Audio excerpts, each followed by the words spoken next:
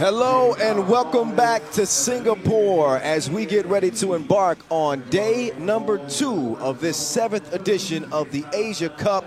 Back in one of our very, very favorite spots to be. Third straight year we are here in Singapore.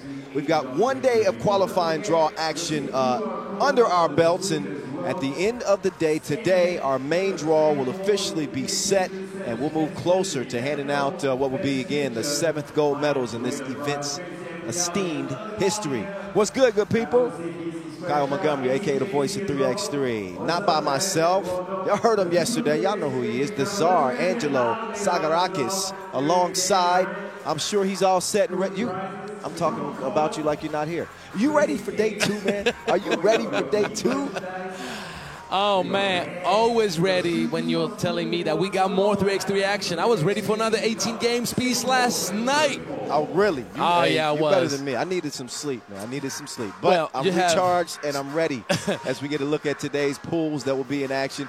We'll see a little bit of every pool, but women's and men's group A and C will dominate the majority of the day. And we will wrap up the qualifying draw action in D and B in both the men's and women's categories. Just a couple of games left in those respective genders groups, and that picture for the main draw will start to become a little bit clear as we look at qualifying draw. Pool D to get us started off. The 2 2-0s is going to come down between them.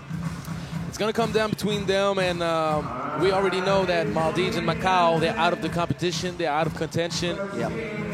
That's the way it is now. It's all about bragging rights, trying to finish up on a good note. But we've had some interesting notes. We've seen some teams that could be a factor coming main draw. So I'm looking forward to see improvement. I'm looking forward to see adjustments. Yes. Because they had the opportunity through video to think about what could be improved and what needs to be improved, knowing that it's now do or die for some of those teams. Well, they got a chance to sleep on it, and not everybody can advance to the main draw. We know that. That's the nature of the competition. But we talked about it yesterday, and the importance of playing hard and representing your country across your chest. And, you know, going back to your respective country with your head held up, doesn't have to actually have a win, but you want to play in a way that makes your people proud.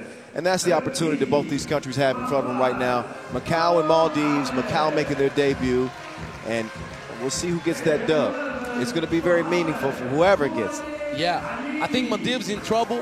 They only had a combined 16 points out of the first 2 games, and Macau is much more physical. But Maldives played with a lot of heart, and they're going to try to give their best. I always worry about a wounded beast.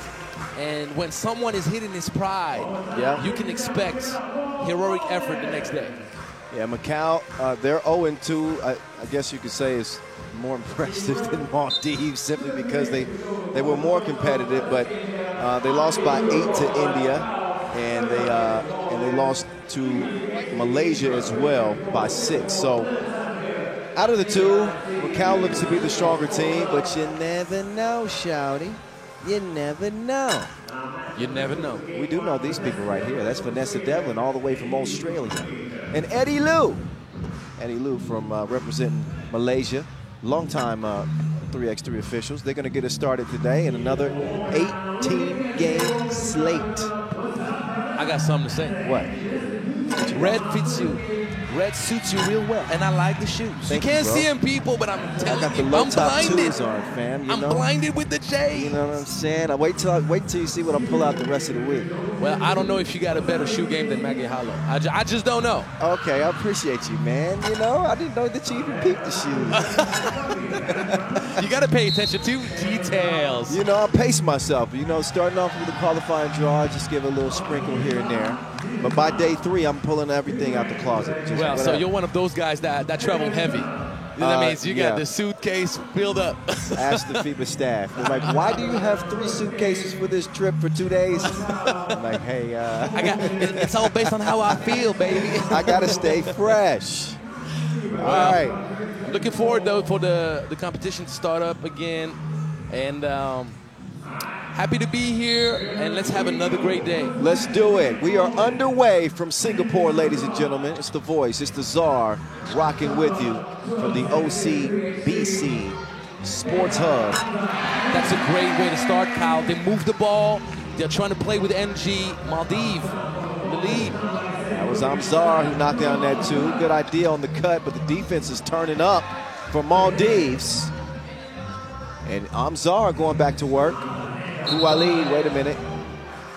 And that's an offensive foul while the screen was being set. Well, the key was he was immobile, but you got to give that split second for the defender to be able to move around you. So if you don't, it's an offensive foul.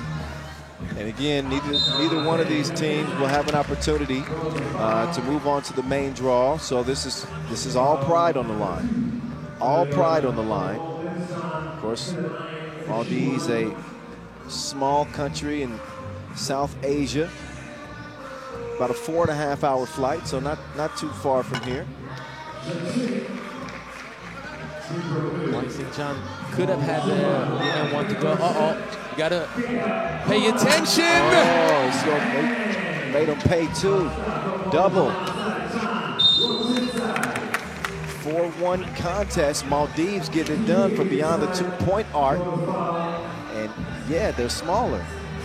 Yeah, maybe they aren't as strong physically, but they shoot and they shot like they trying to get a date. Man, you're starting off the day. You're starting the day off hot, man. I don't know what's going on right now.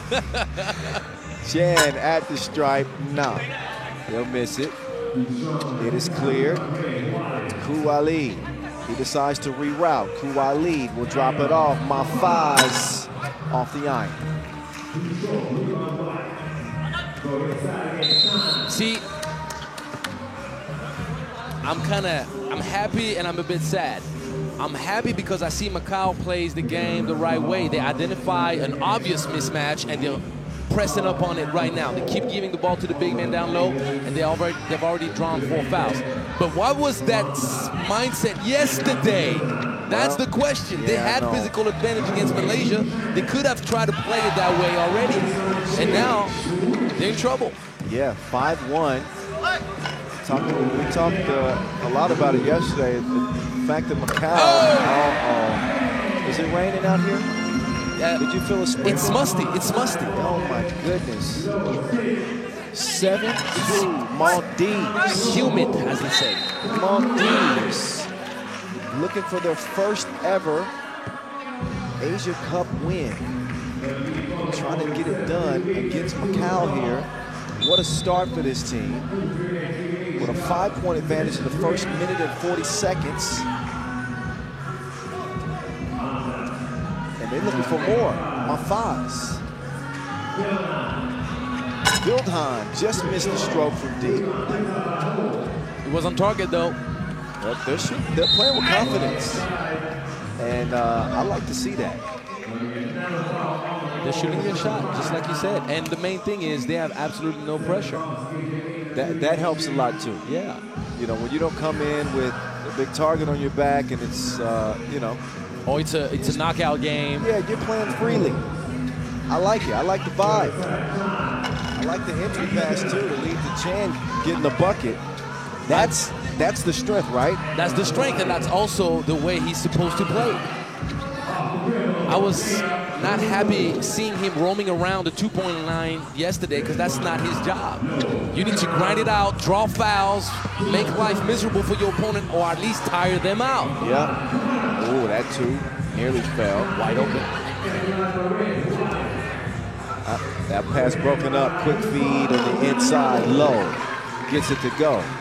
Now Macau starting to trim into that lead. Kouali, no.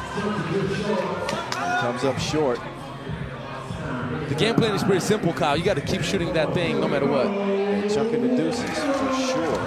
They're not going to post up, so it's all about drives and shooting. Oh, the layups, though. So as well as they've shot beyond the 2-point arc, they can't make one from 1 foot out. Maldives have missed a couple of point-blank opportunities. Chan, he will miss one as well.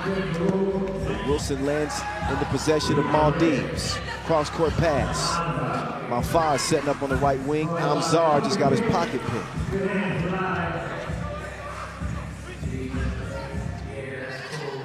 Hand up, so what? has the leather taste. 7-7 game. Khalid. Sometimes that's what you got to do when you have a shot. Started to abandon them in the last minute or so after they started off hot. Put your head down, get to the bucket. Well, the main thing is, and usually it's not that obvious, but you have a clash of philosophies and a clash of lifestyles.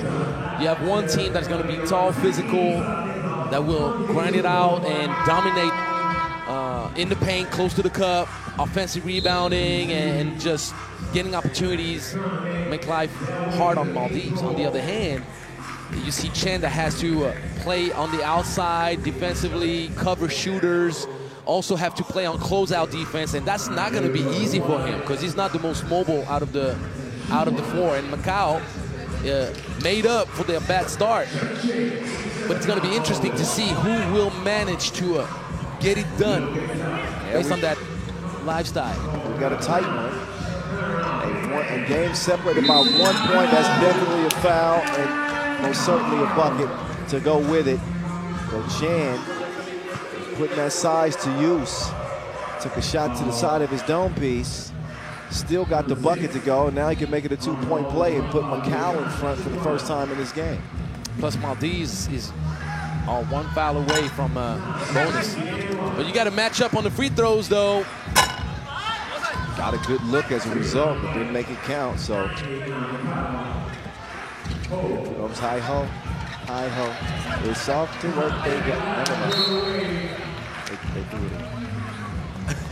But the main thing is they would have turned it over, Kyle, because they had not cleared the zone either way. Oh, yeah. So they acted like it was an opportunity for a quick bucket. It wasn't.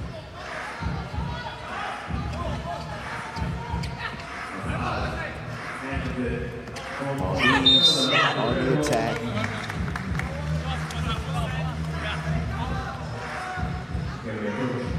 Going up against the Special Administrative Region of Macau.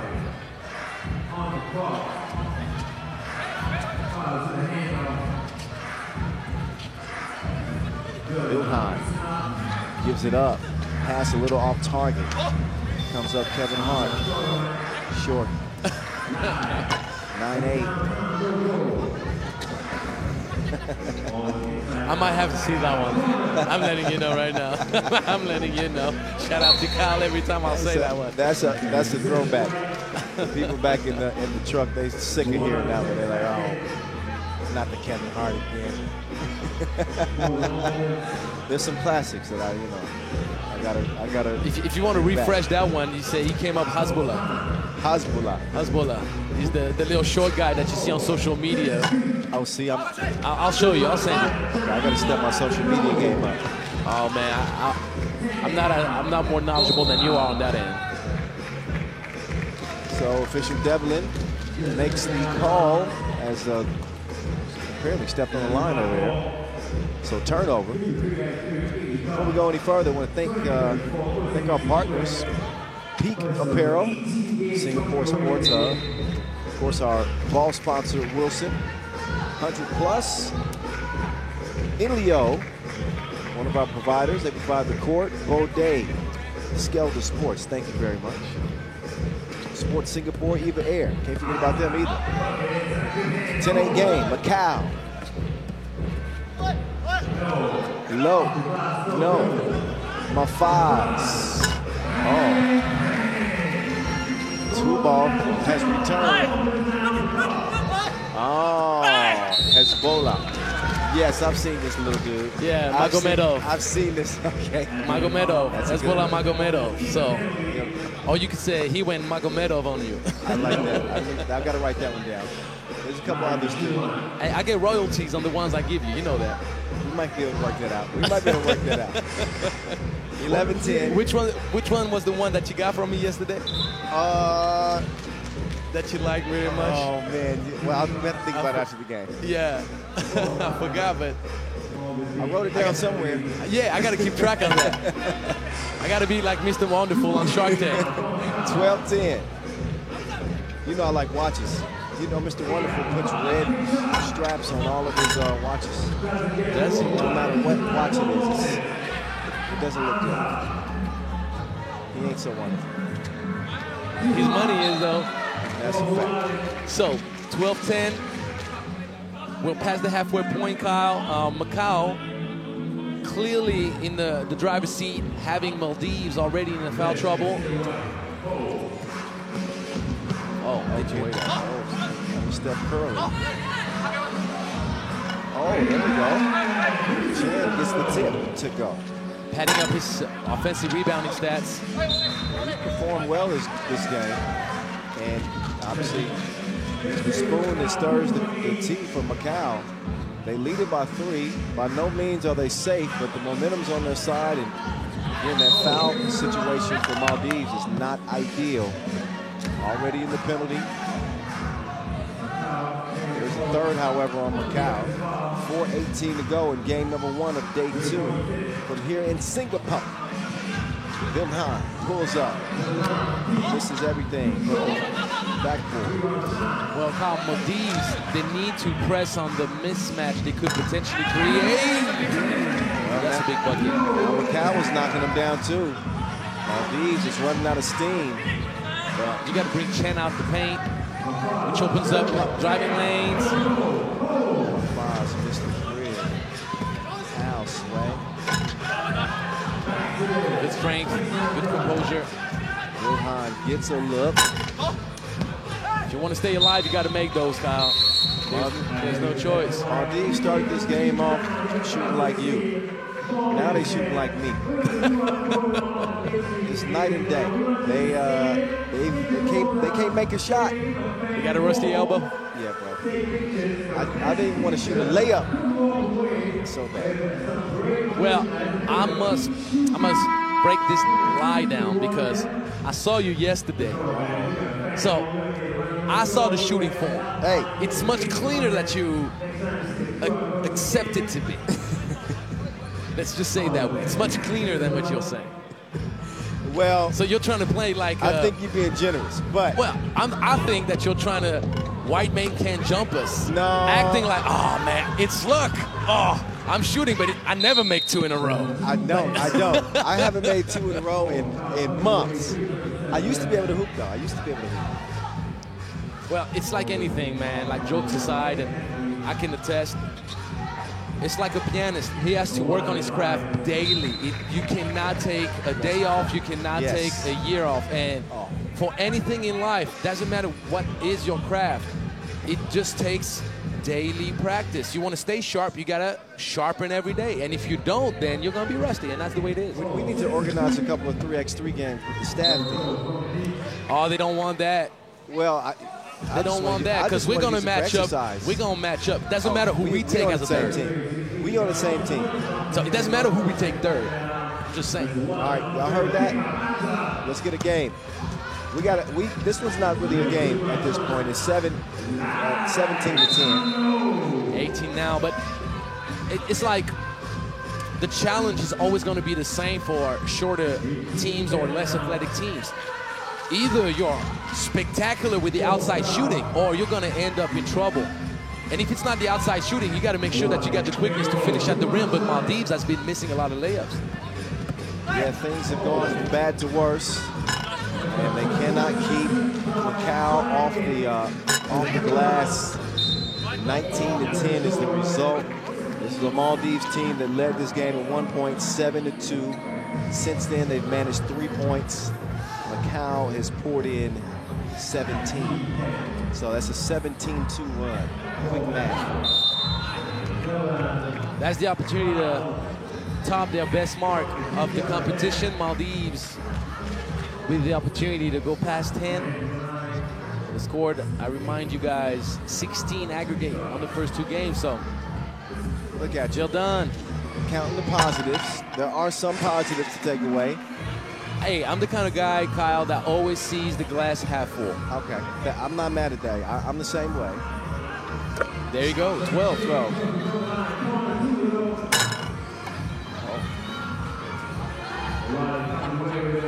Walid kicks it. Vilhan. Good pass. Over the shoulder. Oh. That layup goes. Nice sequence there from Maldives. So they put forth their best scoring effort at the Asia Cup. Unfortunately for them, it's very likely going to still end in a loss unless something improbable happens. And that won't be happening because it's game point. Macau nearly got a steal. Instead, 10 seconds remaining on the shot clock for Maldives here with just under 2 minutes to play. And the last look at both of these teams as they wrap up their campaigns here in Singapore.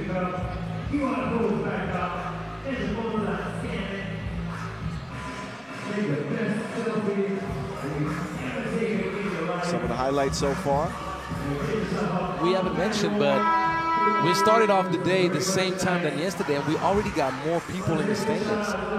We already got a pretty nice crowd on the left. Good observation. Yeah. You know what else I'm observing? Talk to me. I'm seeing some gray clouds, Angelo. We need to knock on wood. We're not anticipating any rain, but I don't know, man. Well, we might get lucky enough that it just goes right past us. That would be good. Yeah. But this time of year, you know, here in Singapore, they tend to get some showers from time to time. But anyway, we'll keep an eye on the forecast. Oh, finish your breakfast, sir. Chan will finish his breakfast indeed. Scrumptious. Big fella was eating. 21-13. Macau get the dub. They will not head home empty-handed. Maldives, however, this time will. So both of these teams will wrap up their runs here in Singapore. Men's qualifying draw D action, however, still has one more game left, and that'll be Malaysia and India. And we'll decide who will be moving on to the main draw out of that group. So enjoy the highlights, ladies and gents. Malaysia and India are on deck. That game is slated to start in about 5 minutes' time as we are just getting going. Day 2, Asia Cup, Singapore, stick and step.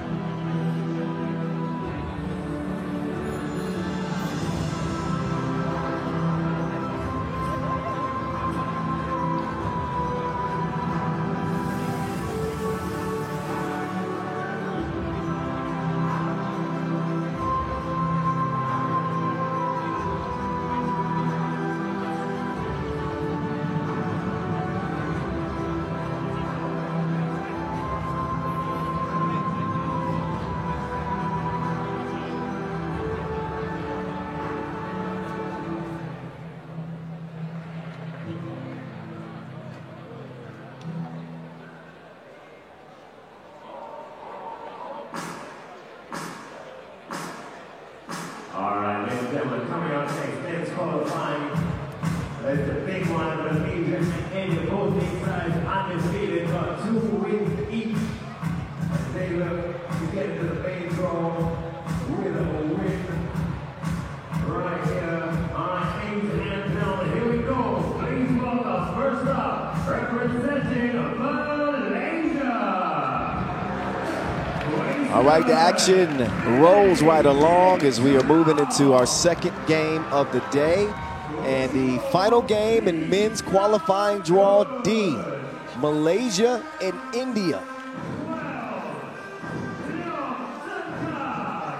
Sorry, I lost my microphone there for a second. I might need that. Having a microphone is a part of the job description around here, apparently, Angelo. Apparently. Do we really need it? Yeah, I guess we do. Both of these teams are going to need their best effort. In Malaysia, agreed, who have taken the court first, in India. India, certainly one of the more impressive teams in their effort on day one. Malaysia not so bad either, but these are the two unbeatens coming into this contest. It all comes down to this, who will be extending their tournament, extending their journey here in Singapore. When you look at the matchup, what do you think? What I'm thinking is, can Malaysia keep Singh out of the paint? Can they keep him out of rim domination? Singh was so dominant yesterday underneath the rim. Of course, he's a big dude, skilled dude. We saw a good mix of both yesterday. Of course, Sakan is the spoon that stirs the tea for Team India. They come out looking ready to go. It's going to be quite the challenge. But if you're ready to bring your best at this point, man, I don't know what's wrong with you. I'll tell you one thing, Kyle. Don't count Malaysia out. There's definitely opportunities right there for Malaysia to put India on their heels and doubt. As simply as that. Malaysia has speed. Malaysia has individual talent. They can shoot it up. Yeah. And as you saw with Maldives, you can start the game hot. You can feel good about yourself, and believe. And yeah, but you can fall off like we saw with them too. It's true. It's true. Plus, having to guard Singh in the paint is going to take a toll physically. So, will you have enough lift after that to make those shots and enough energy to drive to the cup and finish? They got length also. We're talking about Singh like he's the only factor physically. He's not. So Malaysia's 2 wins, a 21-15 victory over Macau, a 21-6 win over Maldives. India, they did battle with Macau as well, ended up coming out of that game with a 21-13 dub. And they also handled business against Maldives, 21-10, setting up this undefeated showdown in game number 2. Kyle Montgomery, a.k.a. The Voice, Angelo Sagarakis, a.k.a. The Czar, in your ear. Let's get back to the action as we get ready to put a button here on qualifying draw D. Ooh, way off in the deep end like usual. An opening splash for Malaysia, who can get it done from long range. We just mentioned that, didn't we? And also keep a lookout for Prince, because this man loves to go kiss the rim. Ooh. That was my best Prince sound. Never mind. Oh, no, that's not bad. That's not bad. Sakan kicks it. 2-ball, corner pocket. No, sir. Jian Jun, he was another dude that played well yesterday. His quickness. Chun Hong, though, I think he's probably the most dangerous weapon. Chun Hong threw it in reverse on him. He don't need no rear view. So he finishes with the fillet plus the foul. Chun Hong leading the way for Malaysia out of the gates. You know, something that we need to keep a lookout for is, can Singh make the effort defensively on the perimeter? They're going to have to switch with him, and they're going to try, Malaysia, to get Singh out of the paint and use their speed and shooting ability to their advantage. Look at Hong with the quickness to the crib, gets it back. Hong defended well this time. As we are just 45 seconds in, Malaysia Out to a 3-zip lead. India looking to settle in to this contest. See, sets the screen, put it up top. No, they don't do it. I thought that was an opportunity for maybe a oop. But Malaysia crowded the paint, made it very difficult. John. No, they're seeing. Don't pass it up high on the big man. With the long wings. Sakan, They did their scouting report. They saw that behind the back move he pulled off yesterday. Said, nope.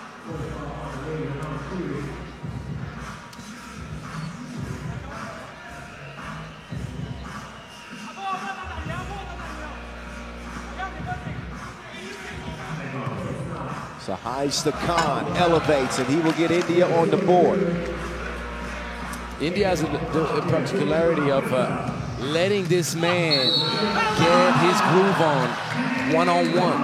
Hey, Chun Hong is all business like Shark Tank. He is getting it done to start this game. I figured I'd give you the Shark Tank reference because he was talking about Mr. Wonderful. I love it. And I like Shark Tank. I've been watching Shark Tank quite a bit in the past few months. But the point is, Chun Hong, he's all business right now. This dude is taking over the early portion of this game for Malaysia. And he's responsible for all the scoring. He's got all 4. He does. Make that 5. 4-point advantage for Malaysia, and the defense is just as stout. What a delicious dish! Man, that's a chef special right there. It is, isn't it? Chun Hong is playing at a different level right now, as is Malaysia. Stop it. They are pouring it on, 8-1. That would be a shocker. If India gets manhandled that way until the end, I don't know what to tell you. Xian Fu gets denied that time. India certainly on their heels. Sakan, 2 in the corner. Back iron. Prince will end up with it, and he'll put the cookie in the cup. 8-2 game.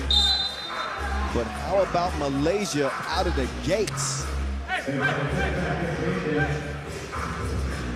Kyle, I know you're a sneakerhead. If you're checking out the kicks from Prince Paul Singh, excuse me, from Zayn Khan, what's going on, man? I can't even talk to you about anything.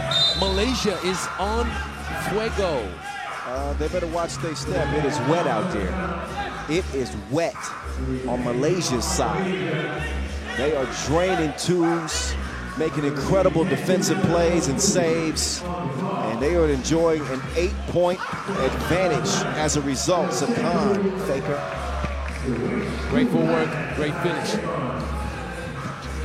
Chun Hong denied that time. They got to find a way to slow him down. Singh, I think Singh's, he almost got nailed one. He did. But you got to beat him up in some kind of way. Slow him down in any kind of way.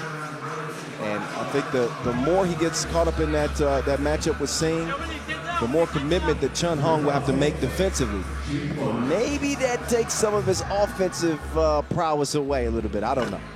I'll tell you one thing. You talked about pace and space yesterday, and right now Malaysia is maximizing exactly that. Oh, JJ. Wow.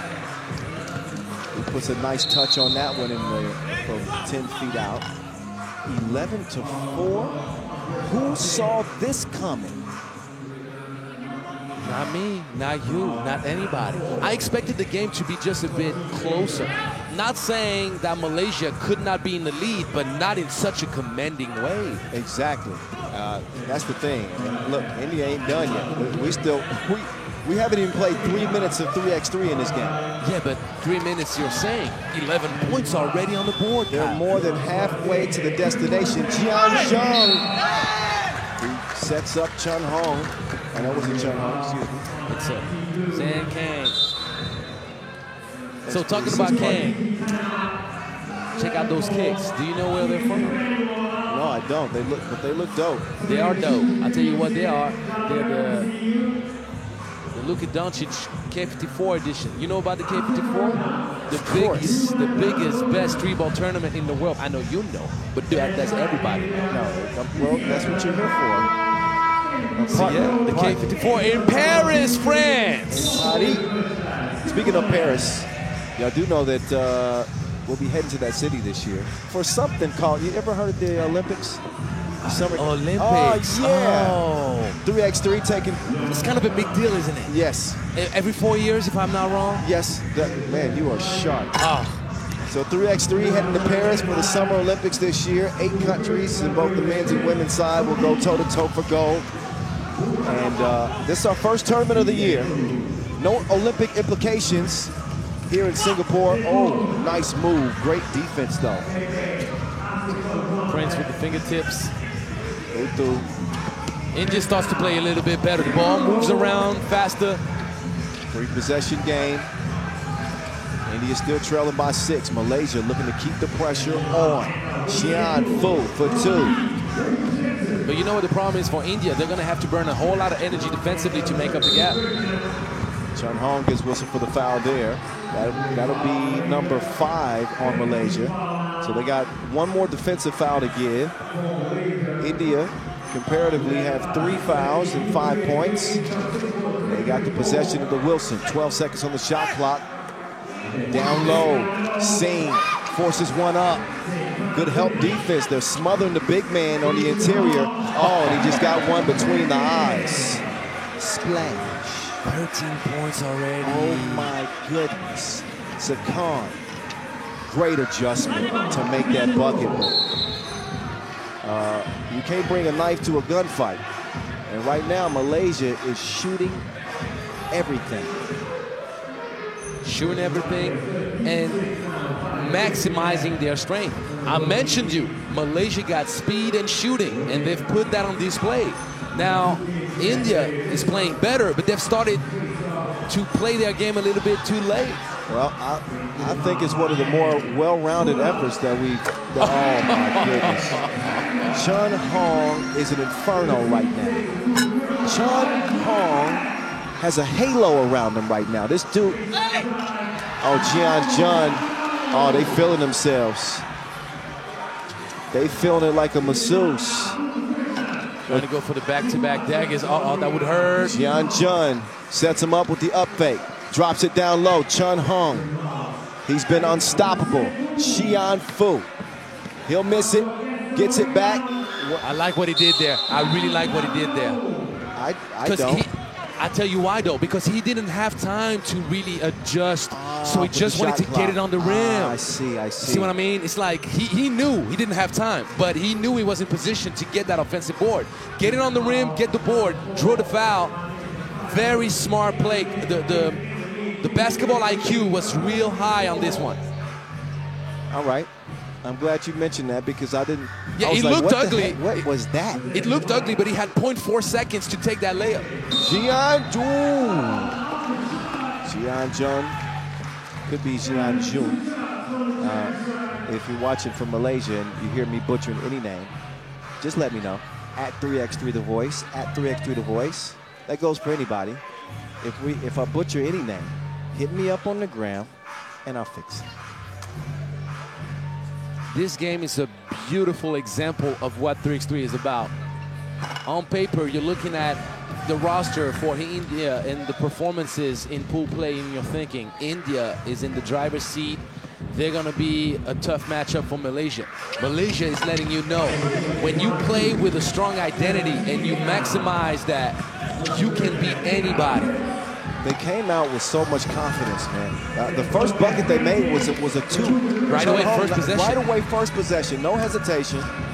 And they never stopped from there. And everybody's contributing. Chun Hong is leading the way, but Jian Stop it. Just stop it, Kyle. Just stop it. Wet ball. 19-9. And you know what happens when you get hit in your mouth that way? You're just completely off balance. You don't know how to respond. It's like now India's chucking up deuces, but that's not how they dominated the pool play so far. They just don't know what to do. They don't discriminate. Anybody can get it. Anybody. Eeny, meeny, miny, mo. We saw Chun Hong start the game off. How about Jian Jun now? He's got to be over 6 points at this point. Xian Fu hasn't had to score as much, but he was good on that end yesterday. Chun, oh boy, it's to the point now to where I'm surprised if he misses. But look at the time on the clock. Oh, this is going to end well before the limit. Well before the limit. Stop. Sin Kang. Kang gets that thing back, drops off the package. It is delivered underneath. It is point game. Malaysia running away with an 11-point lead on India. Incredible performance.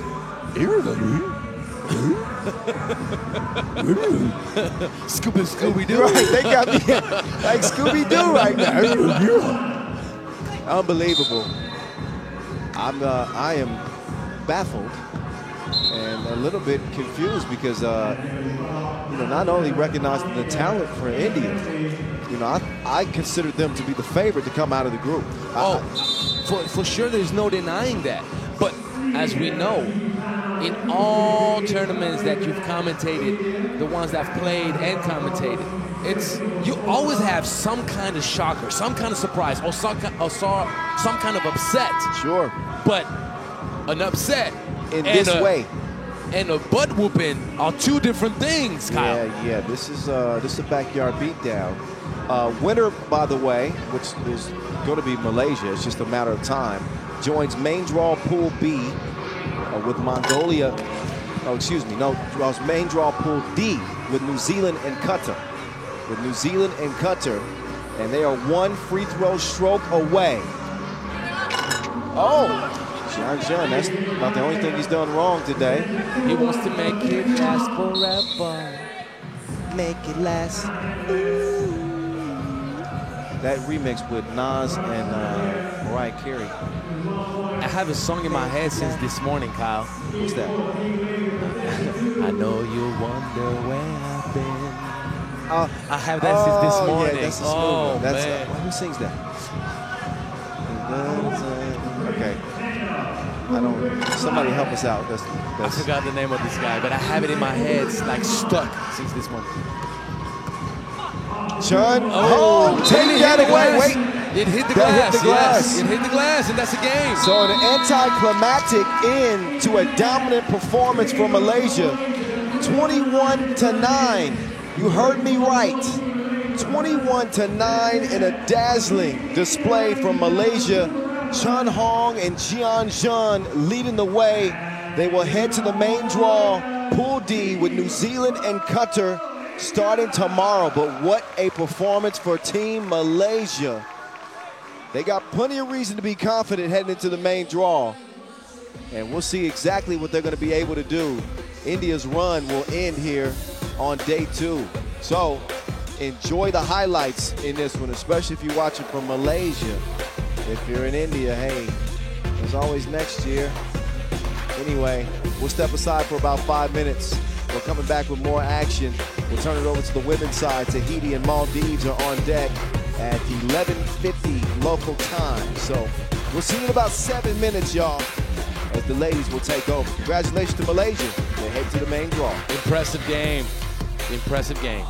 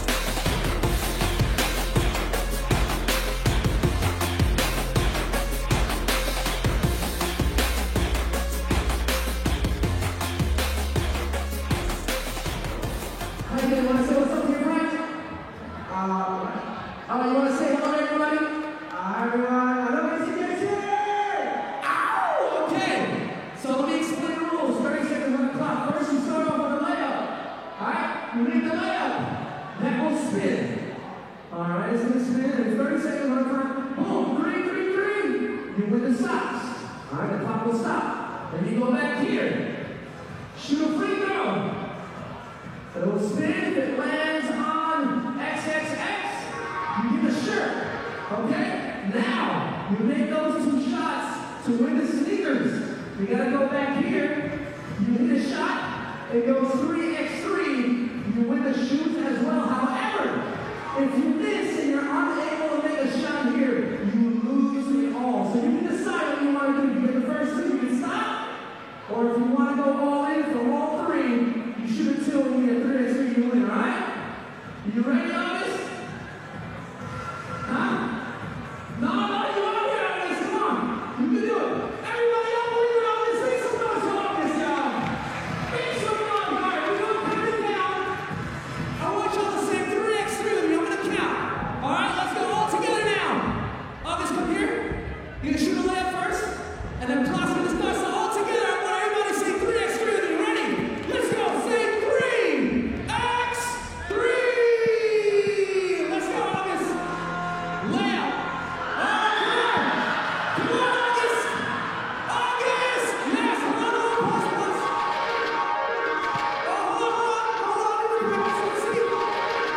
Oh, you didn't win. You gotta go get it. Let's get it. Come on. Oh, come on. Let's go, August. Yes. All right, let's see. And you win the socks. So now, free throw. All right, let's go. 16 seconds on the clock. Oh, no, come on. Come on. Come on.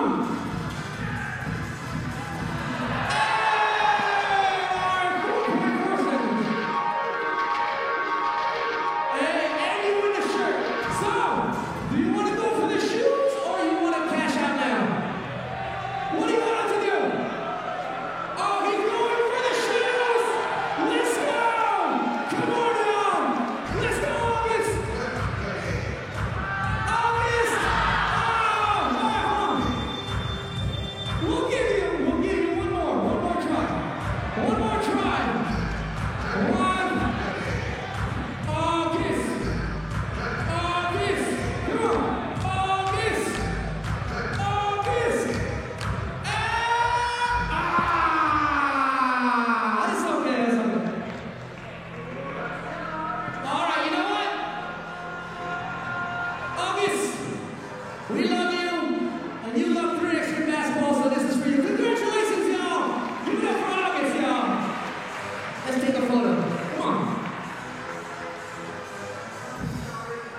Ow! Round of applause, y'all. Thank you, August. Thank you so much. We've got more prizes and more games for all y'all, so stay tuned.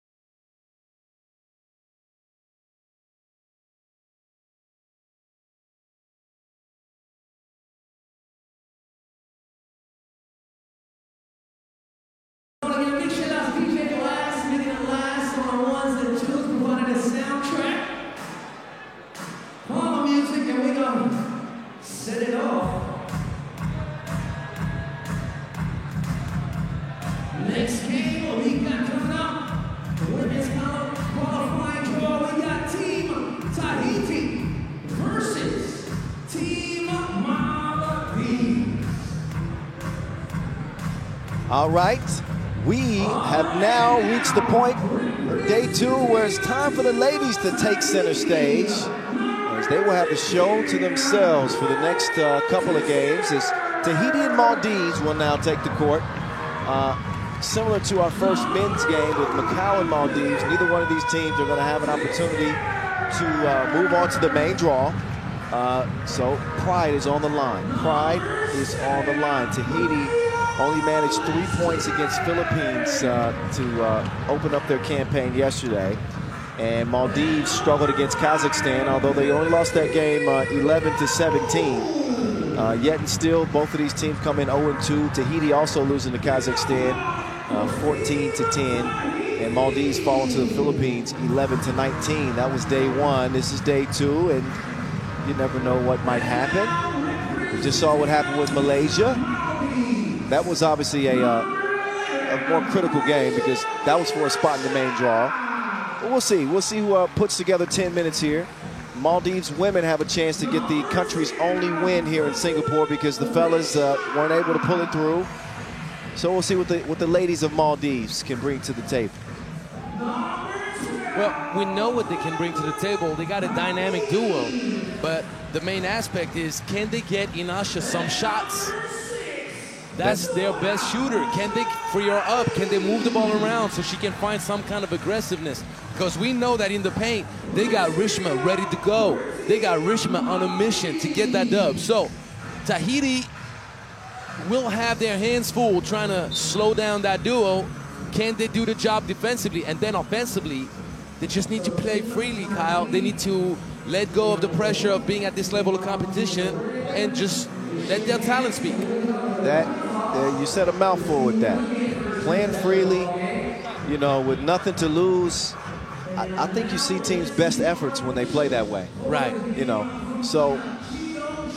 And then the most experienced teams manage to give their best effort even when everything is on the line. But that's just, like, you know, it's like an onion. You got layers to it. I like that. Layers to it, like an onion. I hate onion, but I like the reference. Even when it's cooked up and gets sweetened and all that.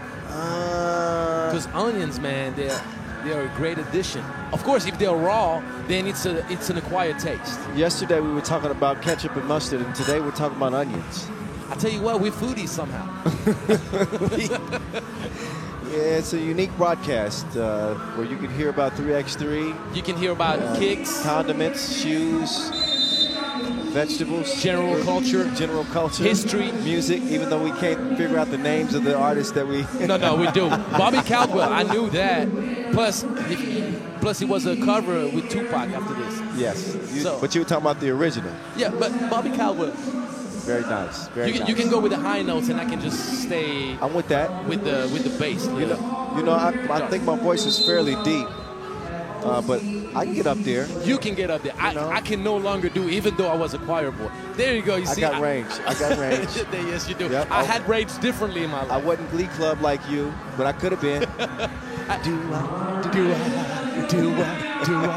But I found rage in other sectors in my life. Good. I had it on the court. I couldn't have it with the voice. And by the way, you know I'm going to give you the ketchup thing. Oh, you are? To be honest, I'm more of a mustard guy. So it's official. I just took ketchup from you because I wanted to haze you a little bit. I can accept that. But you're giving me ketchup. Yeah, oh, ladies and gentlemen, this is a day in history for 3x3. This dude puts ketchup on everything. So I do. I might as well. Just not on my cereal. Just no, not on my cereal. That might be debatable. You got no proof. Tahiti Maldives, ladies and gentlemen, qualifying draw B action for the ladies in an inconsequential game for the main draw, but a meaningful game to both of these countries who are still trying to make a way for themselves at this event at the Asia Cup and get to a point to where they're going to be competitive consistently. And they're continuing to build their 3x3 programs, that's for sure, in each of these respective countries. So I like to see it, even though they haven't played it at a high level, right? But it really shows how global of a game the 3x3 is. It touches all corners of the globe. And the interest in becoming good at this sport is seen far and wide. So I agree. Tahiti and Maldives are a testament to that. It's the global game. Plus, I think it's a great equalizer for opportunities because it's so much harder to provide, for each country to provide a pool of 15 to 20 elite internationally elite players internationally, but you can find 6, you can find 4, and be competitive with most people. The block. Oh, great Twice. defense. Get that out of here. So right now, Maldives hasn't been able to provide clean opportunities for Rishma to go to work down low. But once again, X factor is going to be Inasha. If Inasha finds her groove, Tahiti might have some tough times. Rishma with the desperation heave. Yeah, but you know, when you live by the 2, usually you die by the 2 too. You see what I mean? Because well, it's about your identity, but it's still such a difference maker in this game, and that goes back to what we said earlier in this competition, if you remember, which is you need to be able to do both. yes, And then just pick your times, pick your spots. But most teams will establish dominance some way, somehow, and then alternate. You can start with the inside presence, force the defense to drop in, and then get opportunities from the outside. yeah. Or the opposite, start up hot from the outside, force them to close out, and then you attack the gaps and go in the paint. Man, this game is so simple when you break it down like that, Saul. I tried to. Thank you. That's a misfire from deep. Quick clear from Maldives. High arc. Back iron. Maldives will still track it down. Crossover. No, ma'am. I'll take that. It's going to be given back to Maldives.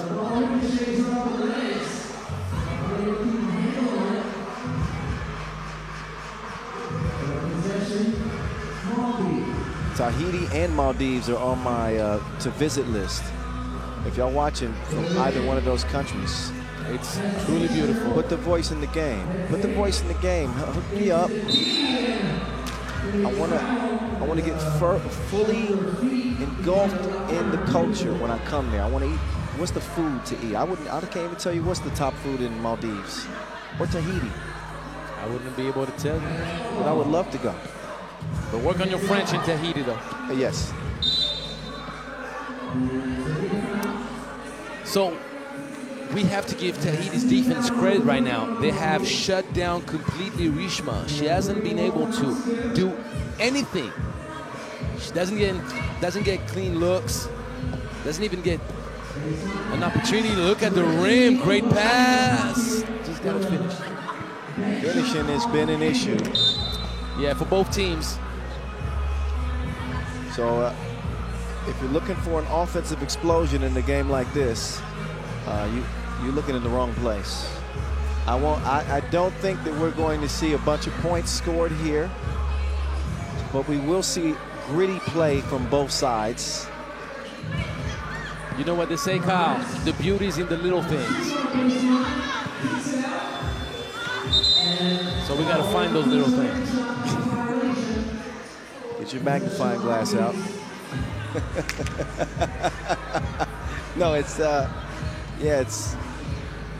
learning process. I made that joke just to be funny, but the truth is, you know, these programs are relatively new. They're still learning the game. They're still learning the strategy. They're still learning the nuances of 3x3 and what makes you successful. What I'm more impressed with is the heart and the effort. It takes a lot to come out to a tournament like this and compete. So that in itself deserves a tip of the cap. But we can't pretend that this is going to be a high-level game. No, and we're not going to. But the main thing is bringing the awareness up in those countries.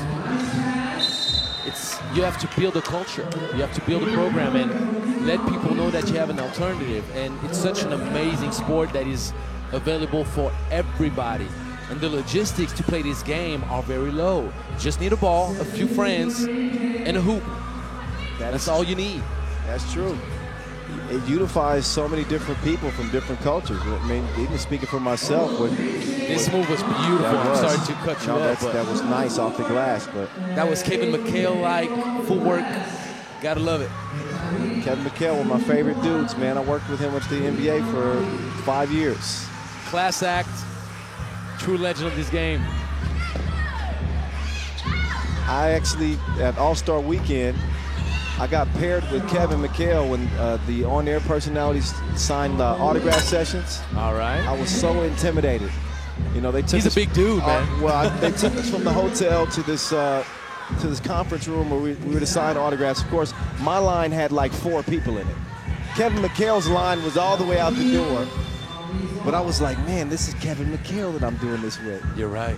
Anyway, that's the solution. Moving screen, Rishma needs to set her feet before hitting. All right, breaking the action. Game number 3 of the day. First time we're going to look at the ladies in qualifying draw B. The game that will come up next is the one that we really want to keep an eye on. That's the undefeated Filipinas and Kazakhstan for a spot the main draw. We'll have a brief entertainment break after this game, a brief one, not the long one. All right, we'll have a brief one, and then we'll see that game before we turn into men's qualifying draw action in Group B, Indonesia and Northern Mariana Islands, and then Sri Lanka and the Republic of Korea. And we're going to find out about the Republic of Korea, whether or not they're playing full strength. I just want to find out what happened to the big boy. We will. I'd say by then we will. 4 minutes into this game, 3-point score total. Wait a second. My math must change. Add 2 more for Tahiti. Rishma did not believe in that shot. They left her open for an hour, and Real Tessier punished them for that. You're not gonna respect my shooting? Really? She gave him a Tahitian treat. That was a big drink in the USA. A Tahitian treat. It's like a red soda. Yeah? Yeah. You never heard of this? I never heard of this. Yeah, it's delicious. I tell you what I knew about Tahiti, man. They got this brand of showering soap that smells so good. The Tahiti line. Oh man, I think my whole childhood was bathed with Tahiti soap. Good denial. Can they turn defense to offense? Yes, they can. Tahiti in the driver's seat. Inasha. There you go. Hot water. Second clean look of the game. She's 1 for 2, Kyle. Well, you said they could get her some looks. Those 2s are going to fall. Well, eventually. There's a no call here. A little bit generous. Interior play is picking up for Tahiti as well. Both teams finally starting to play a little bit more freely and with a little bit more efficiency. Good trio right there. Those are the signs that you can be encouraged about. Right. Tahiti's on a nice little run here, 7-3. As the scoring is definitely heating up for both teams. There you go. Now we're having the game. Now we're playing basketball. And what I really like about both plays, consecutive plays, Tahiti on one hand, moving the ball around, but moving it with a purpose. Because moving it around just to go around and say we're passing it to each other, that doesn't mean much to my eye. You know that. Yep. But they moved it with a purpose and got the bucket for it. And then what I like is the reaction. Oh, we just got scored on. I see daylight. I'm going to take that shot. And that's the spirit of 3x3. You can't hesitate. Right back at you. Right back at you. They're on the right path right here. So Tahiti, who had participated in one previous Asia Cup, that was last year. Maldives as well made their debut in 2019. I thought it was the Maldives' first appearance. I was wrong there. So actually, the second. Oh, yes. Oh, no. From oh yes to oh no in a split second. And a 2-point game, by the way.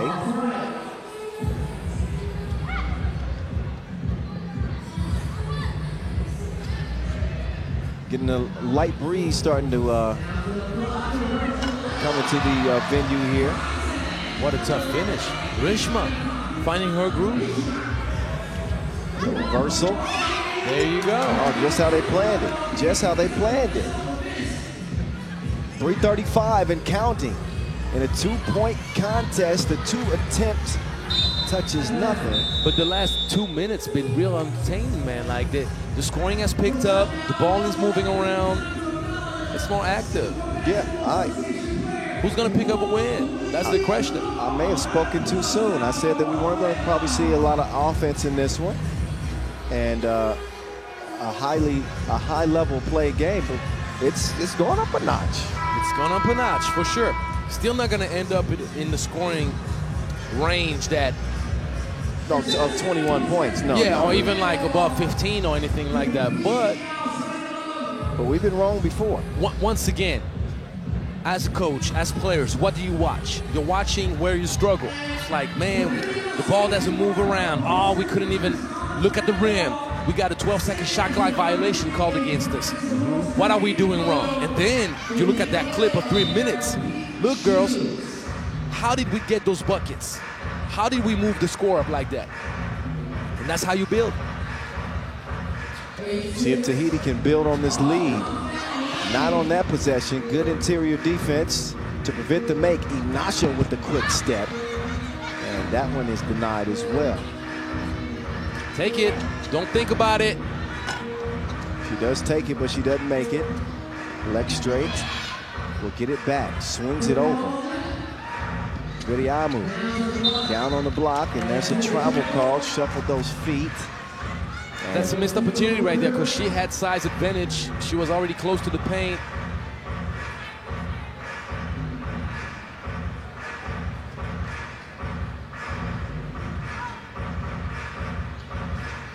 Two-point contest it remains. We're under 3 minutes to go in this one. A fake and drive. Kicked out. Miscommunication. Wasted possession here from Maldives. Tahiti takes back over. They've been the team that's been in control for the better part of this game. Maldives have shown some fight to climb back within a possession, but here come Tahiti again, trying to set up some action.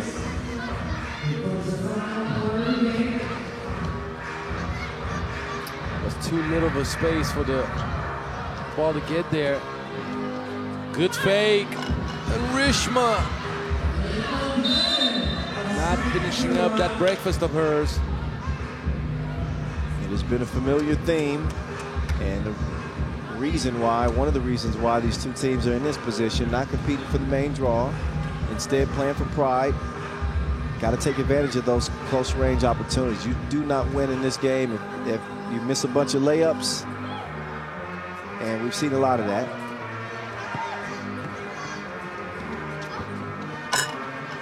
Tough shot there, but yet and still, another miss. Mid-range, stroke was broke.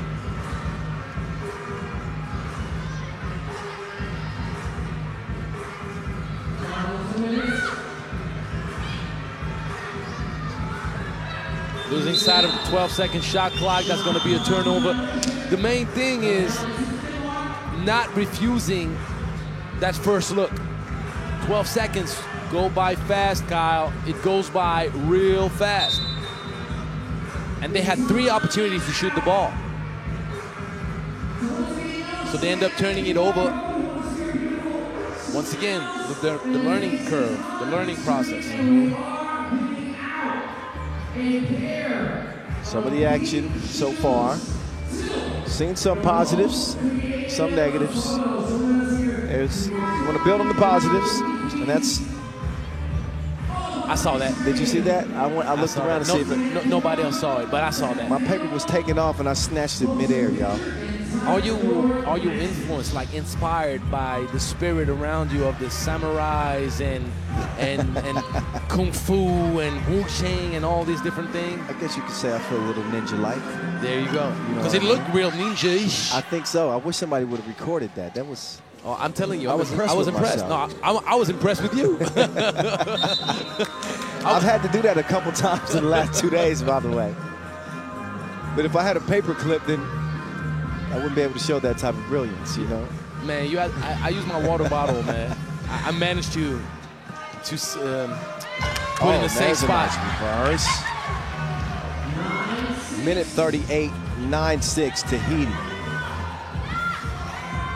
Oh, too many steps. Yeah. One too many. 1 minute 31 seconds remaining game. Tahiti lead over Maldives 9-6. Maldives 16 fouls. Tahiti 1. Final 90 seconds of this 10-minute sprint. Pulls up on the win, 2 strong. See if Maldives can make a game of this.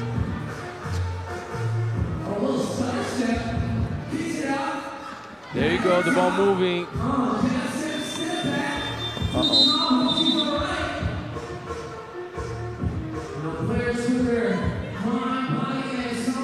Got ankle on the knee. I don't know what happened. Let's see. Player down. That's Zuha. Zuha in some pain as she heads to the bench in the final minute 9 of this contest. Very likely going to sit the rest of this one out. Hope she's okay. Let's see right here. Was it an ankle? It might be the ankle, Kyle. I think it's the ankle. Stepping on someone's foot, it's like you can't do anything about it. You can have 3 tape jobs on your ankles, it's still gonna roll. It's like you have no chance. Left ankle.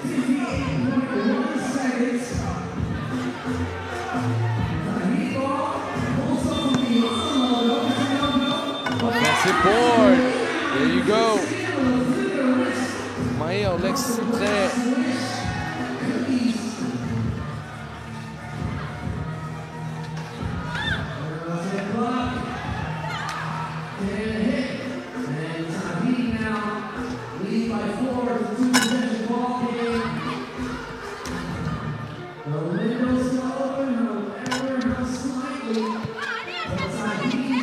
Kick out pass, wide open, off the target, but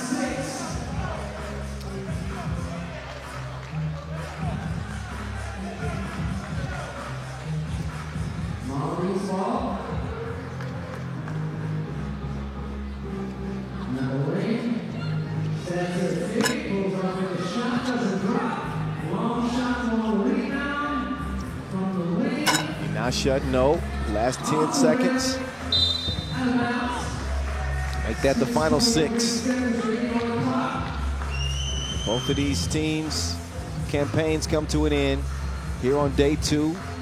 The qualifying draw, Tahiti will get at least the W. At least get a dub. Oh, that's right before the horn. Count that. Count that. Beautiful way to finish it. 12-6. Tahiti. 12-6, nice for Tahiti. Congratulations on them heading back home, at least with a dub. They got a dub. And they played much better. And played much better along the way. So Maldives, men and women, go winless here in Singapore. Tahiti, though, not the same story for them. They get the W. Certainly hoping that Zuha is okay with that ankle in the meantime. But that is that. There's one more game left in women's qualifying draw B action. That's the Philippines and Kazakhstan on deck. 12:20 start for that one. So we're just under 10 minutes away from getting that one underway. And the main draw is becoming solidified by the end of business today. The main draw will be set. We got a long way to go. In the meantime, quick breather. We're back to action with Philippines and Kazakhstan at 12:20 local.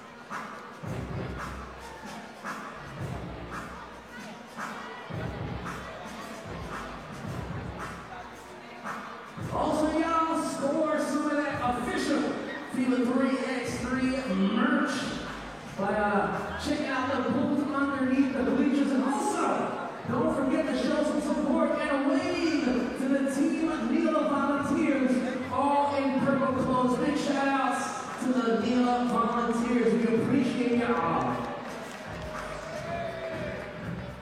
And also, let's all be champions for the environment. So do remember to use public transport. And of course, use a refillable water bottle. They're going to slam dunk for the environment. Alright?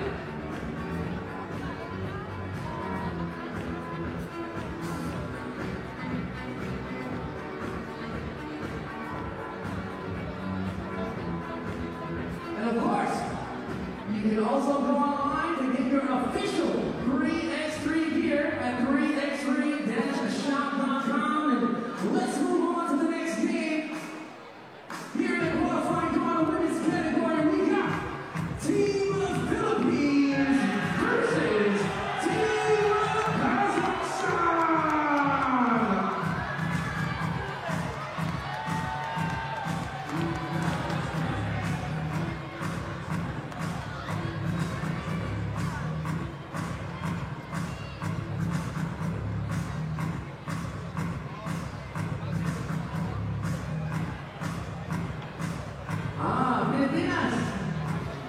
All right, the fans are anxious for this one. We've been anxious for this one because this contest actually does have main draw implications. The Gilas, the Lady Filipinas, taking the court first as they look to earn their way into the main draw against their opponent, who are equally as tough and also undefeated Team Kazakhstan. But out come Team Philippines first. They got a sharpshooter on this squad. One of the standouts. I know Mancha played great yesterday, but I gotta pull up the stat. I want to make sure I pay her numbers off properly. But Jasmine Jolson was on fire yesterday. Let me get it together for you, Czar. But she was cooking, and it was the recipe for success for the Philippines. Surely was. Johnson, she hit four twos and had 10 points against Tahiti.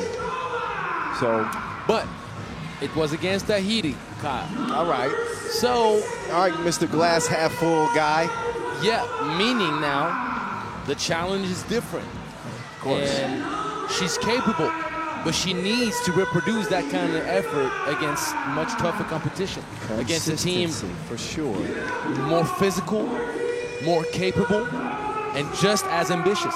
Well, Philippines finished 7th in last year's edition, while Kazakhstan finished 15th. You see the Kazakhstan squad with Dilnaz Yerkabe, Tamila Zakipova, Valeria Kapitanova, and Xenia Abdurashitova. Abdurrashidov. Tell you what, Goodness. your ninja skills. Yeah, my ninja skills challenged. failed me that time. Yeah, they failed me that time. I tell you, we could call Tamila Shakipova. Shakipov. Ah, I see what you did there. You see what I did there? I see what you did there. The creative juices are flowing. But this is a good one. The group is top heavy, obviously, with these two teams being much better than Maldives and Tahiti, and sets up a pretty good showdown. But contrasted styles, I would say. You have the quickness of the Gilas, their ability to wreak havoc on the dribble drive, the shooting of Josin, and you got the size and the execution of Kazakhstan that will be put to the test here. So both teams will step aside and have their final discussions before going into this one. But which style and the contrast of styles is going to win out?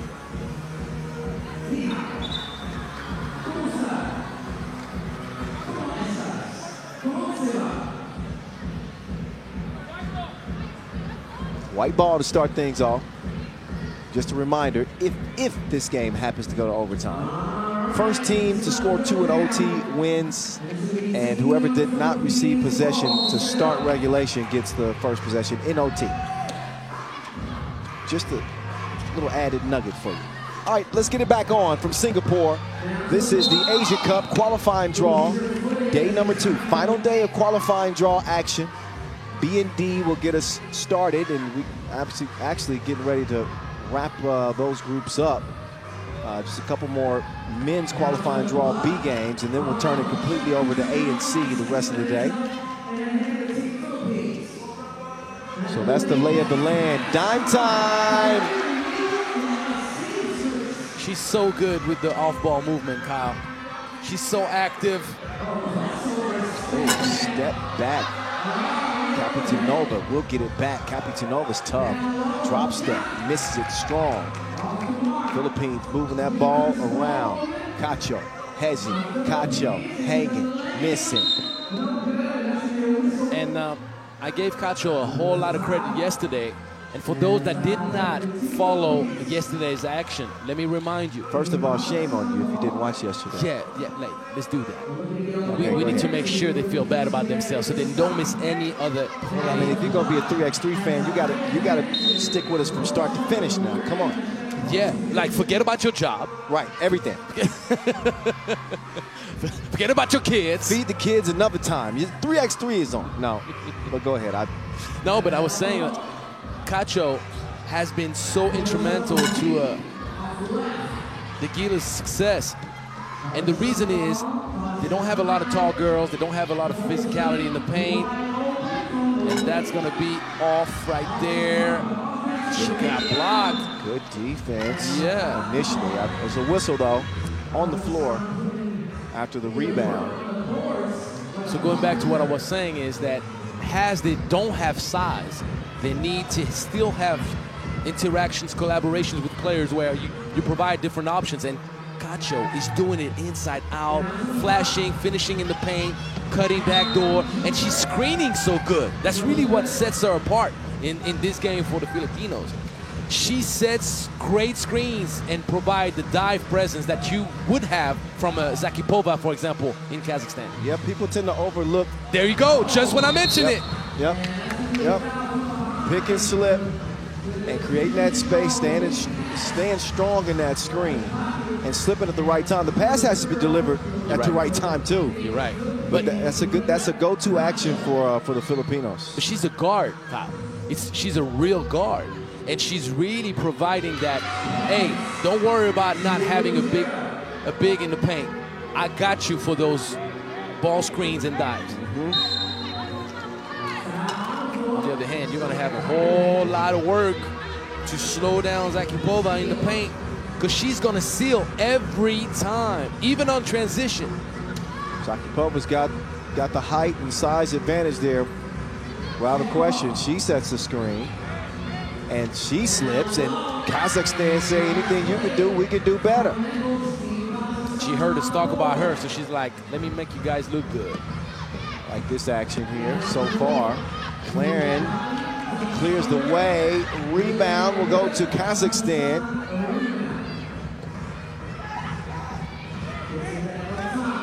Abdurashitova swings it down low, or tries to at least. Substitution being made as Yurkabay will enter for Kazakhstan. Joseph is in for the Philippines. If you want to pass it in like this, you got to lob it off softer. Put some touch on that pass. Right. Because you don't have help side behind anyway. Claren likes that stop and go. That Hezzy gets to the cup, misses. Joseph, she's denied. 12-second shot clock violation. Claren has a whole lot of good ideas, but the execution is lacking, unfortunately for her.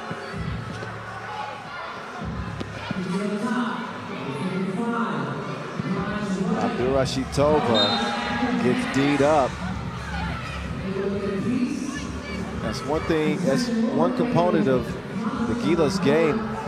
Again, they're never going to be the biggest team physically on the court, but they're so scrappy defensively. So even being beat on the drive, just those quick hands to swipe it, down and out of bounds. Right. Sometimes those could be game-saving plays. Or game-altering plays. Or game-altering plays. But in the grand scheme of it, she's starting to heat up again. Joseph.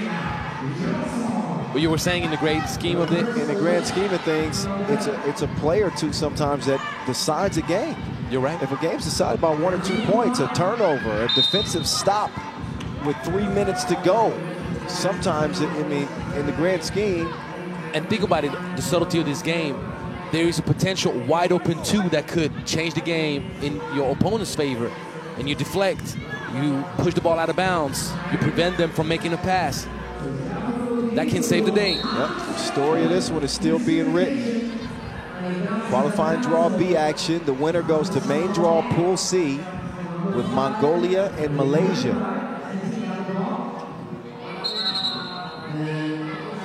She's going to get a warning. You got to make sure that you give the ball back clean to your opponent. Yeah. Delay of game warning. Next one will amount to that's a travel. Oh, wow. Home sideline left. We've seen that call made a couple of times. Yeah. The most time I've ever seen in a competition, by the way. Well, it's a point of emphasis for the officials this year because in years past, players have been getting away with that quick little shuffle of the feet, moving their pivot foot as they just kind of, start the possession, not being cognizant. But now you get hit with that whistle. As they should. Got to tighten up. It's an Olympic year. And even then, Olympic or not, it's kind of like what I always, I cringe when the officiating in any kind of basketball is not paying attention to those. Like, basketball has a very specific set of rules.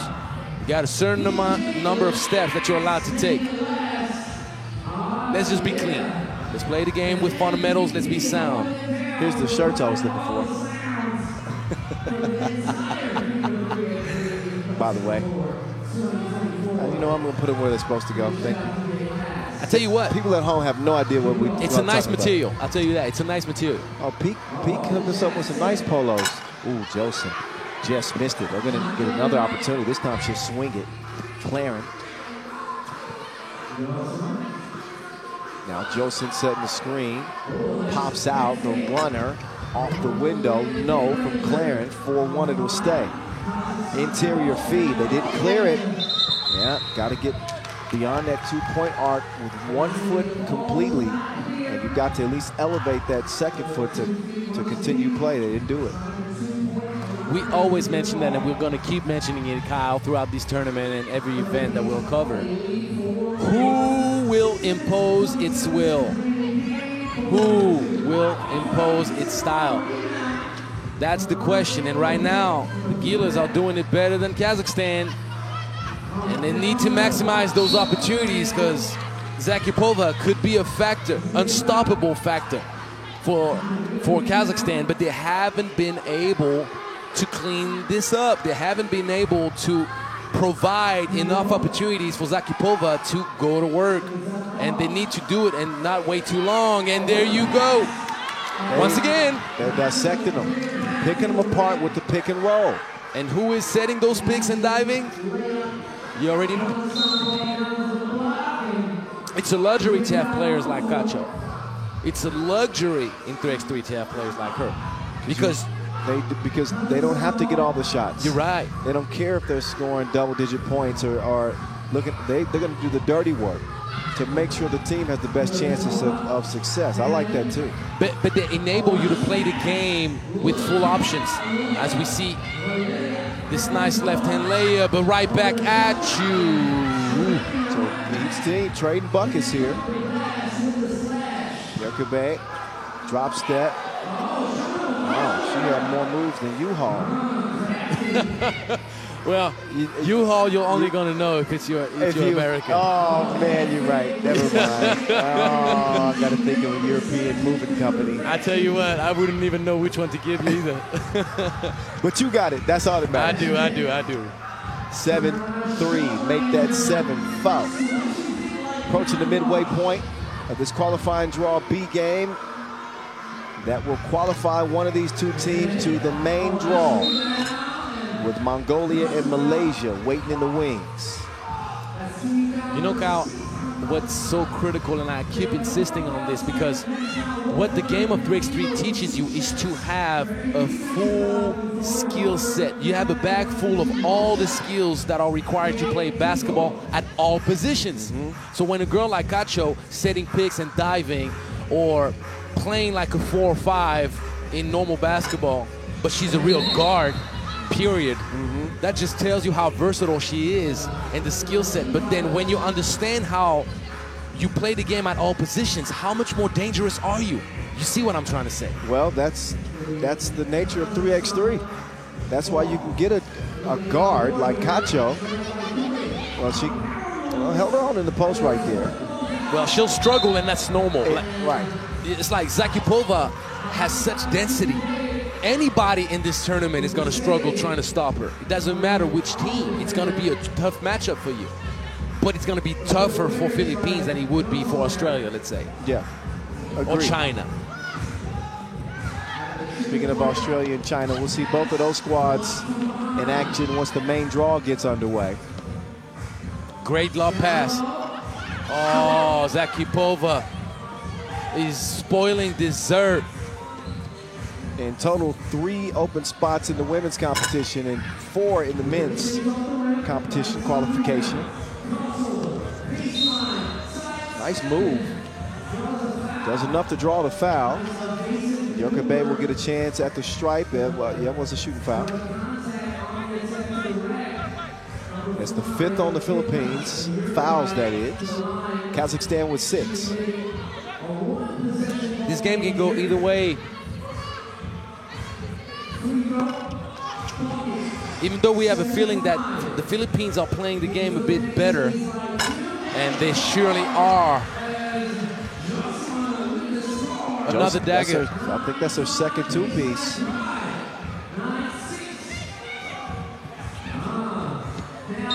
Oh, huge take. Claren finally gets one to go. She struggled finishing at the rim so far. By the way, there's a little bit of, I told you I saw gray clouds, Angelo. Yes, you did. I hope I didn't jinx us, but we got a really nice cover. But the funny thing, on the right-hand side of us, it's not raining. Yes. So hopefully it just goes right past us. Free throw falls. 2 free throws. It's the 17th foul. Yeah, because of the 17th foul. You know what I noticed about this game? One team is in the action, and the other is in the reaction. So Kazakhstan is reacting. Anytime that the Philippines are making a run, they're like trying to speed up a bit and they respond. But that's the reason they're trailing so far, because the aggressor, the initiator, is the Gilas. Setting the tone and the tempo. And a 12-6 advantage. There you go. They need to find more of those pick and dive situations. Cacho misses, but that mess is cleaned up. Yeah, but Ksenia Abdurashidova did not do a good job boxing out, Kyle. You cannot let your opponent clean the plate up that way. These details will be costly in the end. Well, it's costing them so far. Philippines showing great heart and great effort and jumping out to a pretty solid lead in this contest. And again, they got their eyes on the main draw. We saw them make it to the main draw last year. Didn't get there in the previous edition. This will be the third time that the Filipino women have advanced to the main draw. If they're able to hold on. Right now, it's 6-point advantage with 3:38 to go. Yesterday, you asked me which was the team that left the best impression on me. And I told you it was the Gilas. Oh, wow. Claren, stronger than aspirin on that baseline. She's made her last 2 buckets, this one with the foul, and 2 free throws to follow. That was a huge bucket. And to me, this is how I felt. This is like the team that I believe had the most consistency. I mentioned it yesterday. I'm sure you remember. And they're showing exactly why I believe them to be the favorite to come out of the group. I believe you did say that. I believe you did say that. I think I sided more with Kazakhstan. How are they going to defend Zakipova or respond to the physicality? Was that the question mark you had? Yes, that initially. But I ain't going to question the Gilas no more. 16-8 game, make that 16-9. You said they're going to be going with Mongolia and Malaysia, right? In the main draw? Yeah. Yeah. It's an open group, I'll tell you that. Yep, Mongolia and Malaysia. Of course, Mongolia is a constant, perennial threat at the Asia Cup.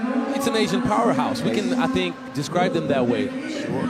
And, I mean, obviously, representing the country in the men's and women's 3x3 Olympics, too, was huge. So, yeah, it's going to be a tough group. Malaysia's got shooters and stuff, so main draw. You know, each day of the competition, it just gets better and better and better. More competitive. You know, the big dogs are waiting in the wings. You know, the direct qualifiers will get to sit and watch the action the first 2 days. Claren, she just barely missed that. And again, the wind is picked up a little bit. You probably can see on screen now, not the rain. Now it's raining all around us. But you can see we got some cloud cover. I ain't complaining. The weather feels great. The temperature feels great to me. Well, Emma is dying out here. She can't take the heat, but but it's clearly bearable. I'm comfortable. I like the heat, but you know that's the Greek blood in me. Misfire, Bingo can't get it to go, but we got 2 bucks left in this one. 6-point lead. Quick hands. One thing that is definitely putting Kazakhstan in a tough spot is their inability to. Oh, that's one you got to make. To secure defensive rebounds. They allow too many offensive boards. And that's a bad choice, a bad take. Zakipova in the middle of the paint with size advantages against Jozan. She needs to get that rock. Yeah, you can sense a little bit of panic on the side of Kazakhstan in that they aren't running their sets, they aren't getting to their offense, they're playing with desperation, and it's a 3-possession game. You don't have to force anything at the moment, because 2 minutes is a pretty significant time in 3x3. Thank you. So that's something I'm seeing from them. They got to correct it. And what's intriguing to me also is the fact that every time they ran that pick and roll play with Zakipova, they got a bucket. They got a bucket every time. Stick with what works. Stick with your strengths. Stick with your strengths. But I think they got themselves in too big of a hole. Obviously, defensively, that is the 10th foul, by the way. So that means 2 free throws and possession.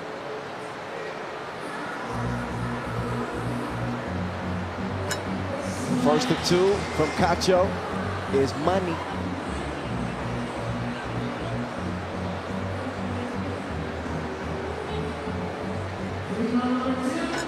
Oh, second one no good. But a 7-point lead at this juncture in the game. I'm going to say this is probably a done deal.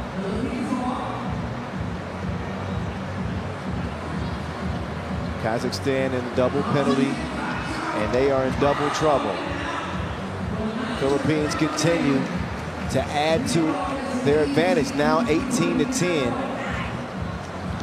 It's going to be a good momentum for them.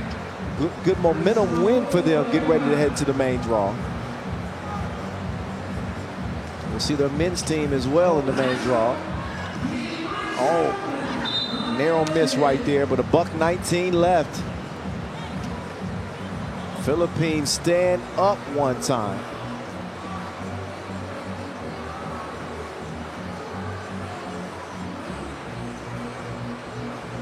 They watching out there in Makati. They're watching out there in cute Quezon City. In Pasig. Yeah, y'all know I done been around the block out there. Once again, my first pro experience, full-time pro, was in Pasig, in the Philippines. She put her in the lost and found. She ain't been found yet. Yeah, you know, many items in the lost and find never get They recovered. never get recovered. They end up in that box for a long time. Nice move. That might be a top 5 play of the day contender, depending on what else happens. For sure. For sure. And that would only be just because she was put on the highlight yesterday defensively, if you remember. Yes. But now for her to turn the table and say, look, I'm going to make that top 5 today, but for the other moment, reason. Yeah, her moment in the sun this time. There you go. Even though it's raining outside. That's true. She's bringing the sun in this rainy weather. Let's go, Sar. It's coming down now. Credit our event staff. And I don't know who provides this canopy that we're under, but it is That's how you call it, canopy? We're dry. Well, this is a little bit bigger than a canopy. I don't know. Event cover? I don't know.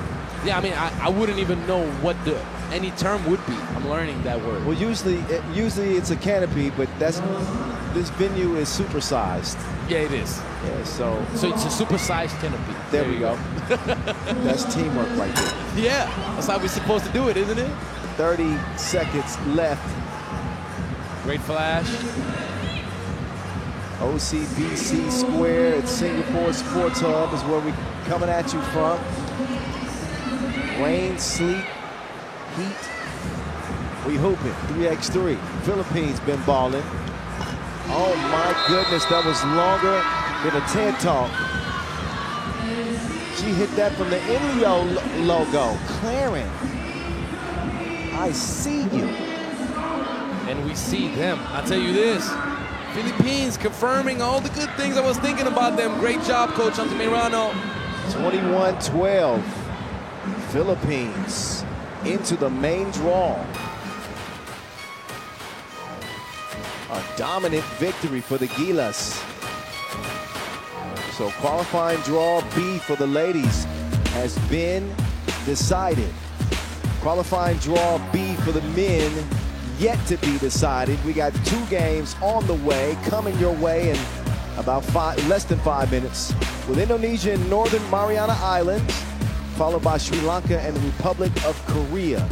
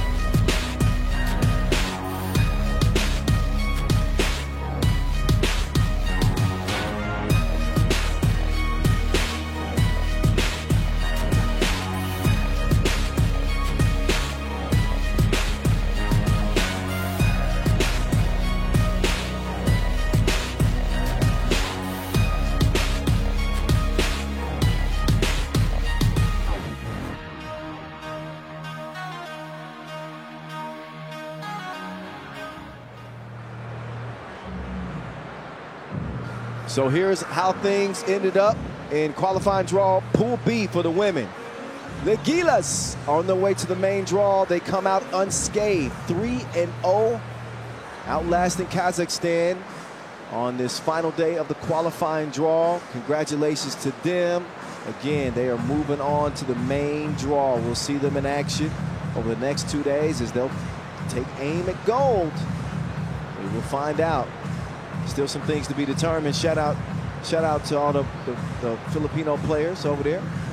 And staff. Yeah, and staff. That's the men's team. Direct qualifier to the main draw. Man, I remember seeing Almen Vosotros last year go crazy. I don't know. Who knows what they're going to bring this year, but I'm excited to see the Filipino men as well. And also pretty anxious for this rain to stop, too. So what do we have in this matchup with Indonesia and Northern Mariana Islands? Oh, I got all the numbers that you could think of, you could want. I already gave the breakdown yesterday, but I can give you all kinds of scenarios. Give them to me. As impossible as they may seem. All right, all right. So, Indonesia is not mathematically out of the tournament, even though they are not in the driver's seat at all. They have an aggregate of 27 points. Okay. Okay. As of right now, Sri Lanka, undefeated, has 42 points aggregate. Okay. But Sri Lanka still has to play Korea. Korea got defeated by Indonesia in that overtime thriller that we saw last night. The thing is this, you got 3 teams that can mathematically qualify. Okay. The odds are not in favor of Indonesia, but if the odds were ever to try to turn in their favor, they have to win big. That's number 1. They got to go and win in 22 points. Not even 21, 22. 22. They need 22. Okay. And then they would need a win from Korea with whatever point difference could be at the end of their scoring spurt in this game against NMI. It don't look good. It don't look good, does it? It don't look good. I guess we'll see. NMI, Northern Mariana Islands. U.S. Commonwealth, 14 islands in the Northwest Pacific. We do some snorkeling out there at the grotto. Actually see the whole island from Mount Topachoa. Topachoa. Oh, Topachoa. Okay, Yeah, I love those names, man. They got that flair. Official Simpo brought me this. Oh, it's a little gift to remind me to smile. I like it. Am I not smiling enough? Such a nice gesture. Speaking of Simpo, here she comes out onto the court right now. She was too busy waving over at us. Our 2 officials, Tatsuo Nagoshi of Japan and Never forget to Simpo smile. Shironchi. Such a nice lady. Showing love, that's how it is. That's how it should be. Oh, it's all love. It's a 3x3 family. It has been. So NMI, Northern Mariana Islands, and Indonesia. In a game that matters but doesn't. Well, it does matter for Indonesia because Indonesia is potentially in a 3-way tie at the top in case of a Korean win against Sri Lanka. But it's just, remember what we've said throughout all of day 1? Get some points up on the board. Sri Lanka looks good, man. Sri Lanka looks good, but Sri Lanka can get beat by Korea. They can. It's not impossible. Well, if Korea has 3 players, I don't see it happen. It's all about the odds, right? Yeah. If Korea's got 4, if the Republic of Korea has 4, then it's something different. We got to talk about that Lizama flash and finish. And how about this kid, Modu, hitting the 2? Hey, Modu, he got some looks yesterday. We were curious if we were going to see the young fella start to knock some of them down. And so far, he just got started, but he hits his first attempt from long range. I tell you what, if Modu got inspired by O'Donnell, that's a really good look for Indonesia. O'Donnell, the other 18-year-old playing for Australia, in case you didn't know. Well, the ones that followed us yesterday, no. We got to catch the other ones up. Pay attention. Details, baby. Details. 2-1. Jason. That one rolls off the iron. NMI. Lizama pull up from 15 foot. No go. Travel on the catch. Travel is called. Qualifying draw B action for the men. Winner joins main draw, Pool B, with Mongolia and Thailand. Mongolia, of course, the defending gold medalist from a year ago. Their team is much different than it was a year before. The only returning player is the archer, Anand Aryambo. Still going to be a tough group for whoever emerges today to join it. You're right. Doug Schmidt. That was a unique looking crossover dribble. Well, he's not comfortable going to his left, but he's not shy to take shots up and be aggressive. We saw another travel right before that, once again on the check mark. You got to clean this up. Yeah. You got to clean this up, guys. I think the more they hear that whistle blown, it makes them be more cognizant of how they start their possession, whether or not they're moving that pivot or not. That one was clean. That one was clean, but you got to establish your pivot foot. Junior to Jason. You got to take that two-point shot. You got to take those looks because you want to run the score up crazy. And it doesn't really matter how many points NMI scores. It's not about defense in this game. It's about offense. Schmidt with a crafty defensive play, but he's still going to get whistled for the foul. That's the third on NMI. If I wasn't clear enough for Indonesia to get past next round in case of a Korea win, they need to see Sri Lanka lose and not scoring more than 6 points, okay, in the game. Because there's this 15 points difference between them as of right now. So Indonesia again with a 7-point loss to Sri Lanka before picking up that thriller in overtime, 13-11 in OT over the Republic of Korea. They are 1-1 in the competition to this point. Northern Mariana Islands have indeed struggled. They come in 0-2. They lost to Sri Lanka.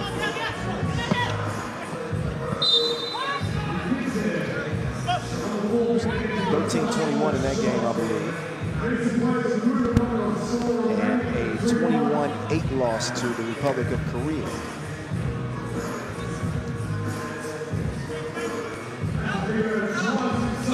Slim Shaldi. Got to kick it out on the right. Jason is by himself. Santos with a nice jab and finishes with the leg. Scoring off to a slow start. He threw that like Pat Mahomes. I don't think Indonesia got the memo, Kyle. Winning is one thing. It can set them up to finish second potentially. But if you want to hope until the very last second for that first place, there you go. You better shoot that thing up. You need 22 points, minimum. You got to play it like a championship game. Oh, I want to ride with. Finish it. I'm not going to finish the song. I'm not even going to finish the song. You got to finish that crossover. You want to be on the gram or not? 1 point advantage, Indonesia.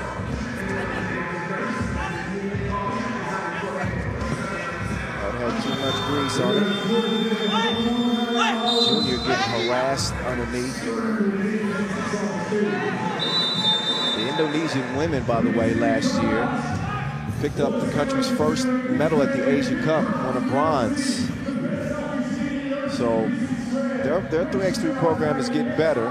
Definitely. Of course, we're going to see them leave tomorrow. Not the same squad as a year before, but coming off that historic third place finish last year, I'm anxious to see what kind of squad they field this year. Men's team, you know, they got some work to do. They're young, got talent. As far as that 22 points they'll need, I tell you one thing, though. They're going to look good in the Nations League. Oh, yeah. They're going to be good because you got 3 of these kids that are Nations League bound. That's where you get your experience. And beyond Nations League, we're talking about U21 Nations League. We're not even talking U23. Yeah. So they can build. They got a good base. Odoo with the jump hook. Jason, he's hacked. And I'm pretty sure that's the spirit anyway for them coming into this competition. They're utilizing this to provide those kids experience against older competition, more experienced competition, so that they can be very competitive in Nations League. And it's a good strategy, Kyle. It's a very good strategy. Start from the ground floor, build up.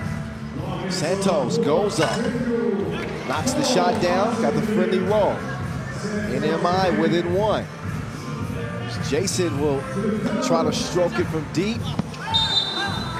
Shawty's called for the over-the-back foul. I'll tell you what, Kyle, I encourage every federation starting up this game and building their program to do it through Nations League. That's the best way to do it because you can keep the same group of guys involved and learning the game and build that chemistry that can take you a long way. Shawty. He'll miss it, Junior. Nothing.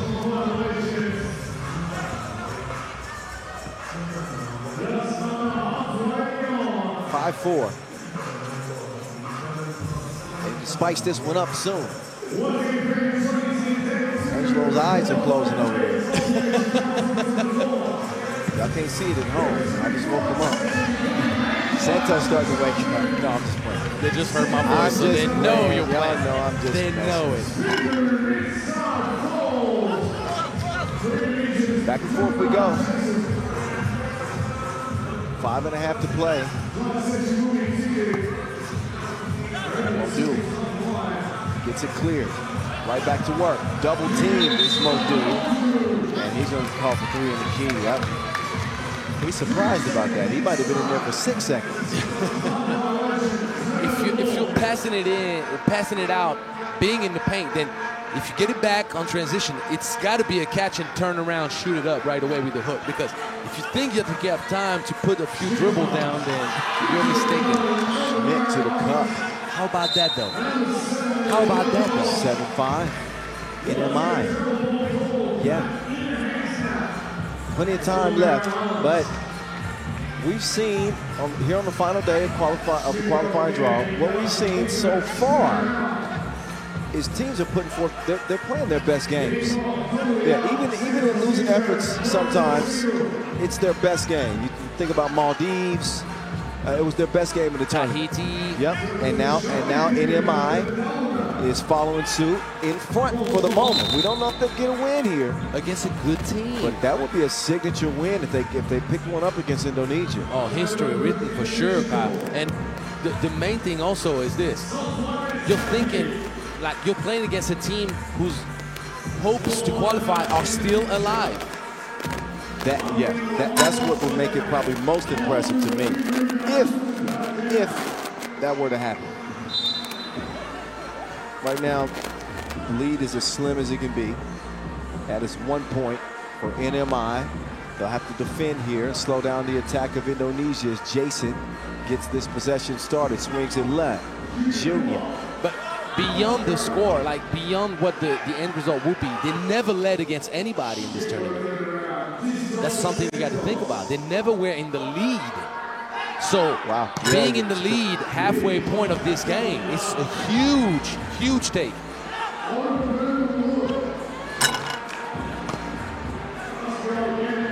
Stays where it's at for the moment. 4 to go.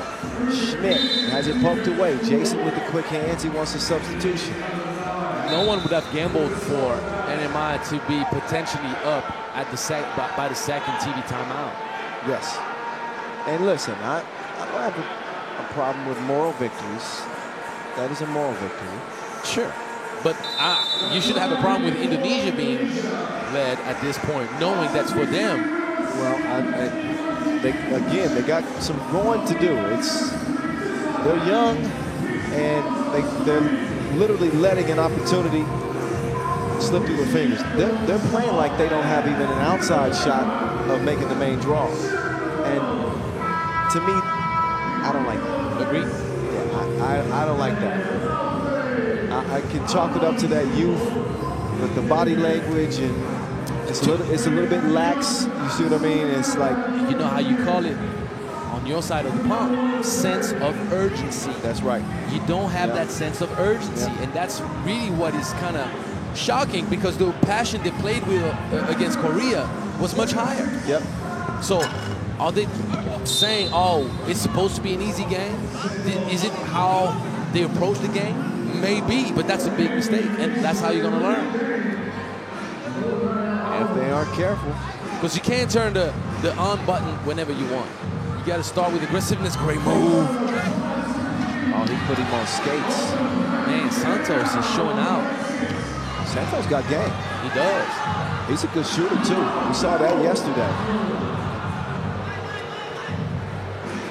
Now Junior going to the crossover. He loses to Wilson out of bounds. Time for a TV timeout with 3:42 left to play. NMI up 8-6. Old head Lizama, the oldest player on that NMI roster, 35-year-old. He wasn't buying any of that crossover.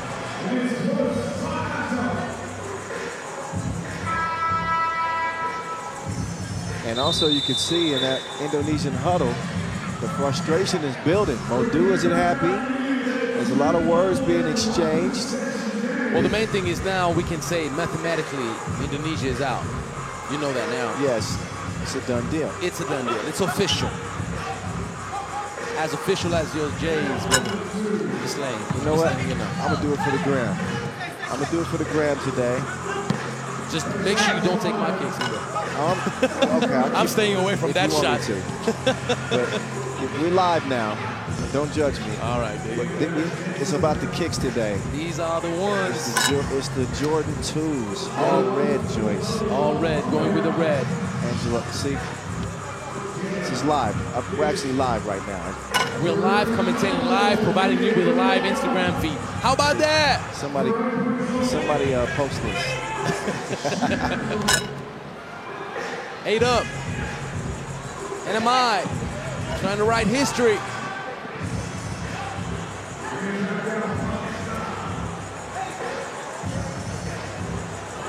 Santos Euro stepping his way to the No, close, but no cigar. Oh, second time around.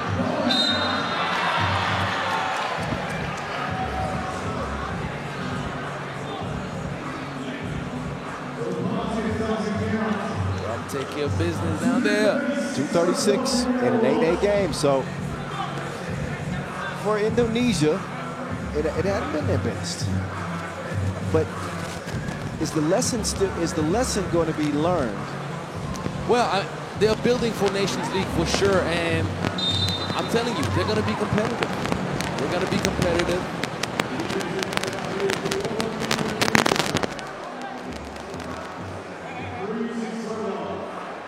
Because think about it, you wouldn't have expected the Nations League squad to be even in the conversation for a main draw ticket. And that win against Korea was a big, big game. Even though Korea did not play full strength, they were missing the big man.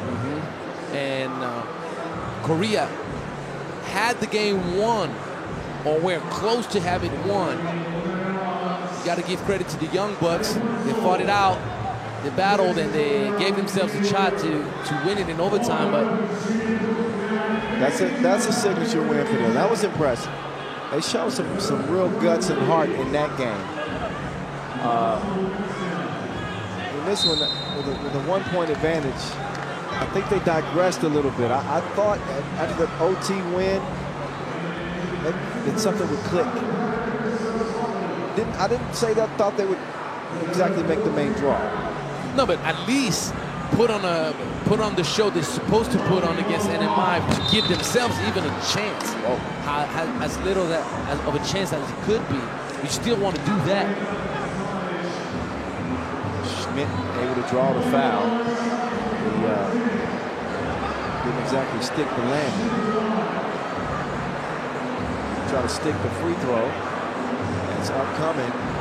That can even this game at 9 apiece. That's not a good foul either, as it's going to give Indonesia 2 free throws to increase the gap. That was a frustration foul. He missed the free throw and just kind of recklessly going after the loose ball. And now Shaldi is going to get 2 attempts here, as that's the 7th foul. And 2 minutes left in this contest.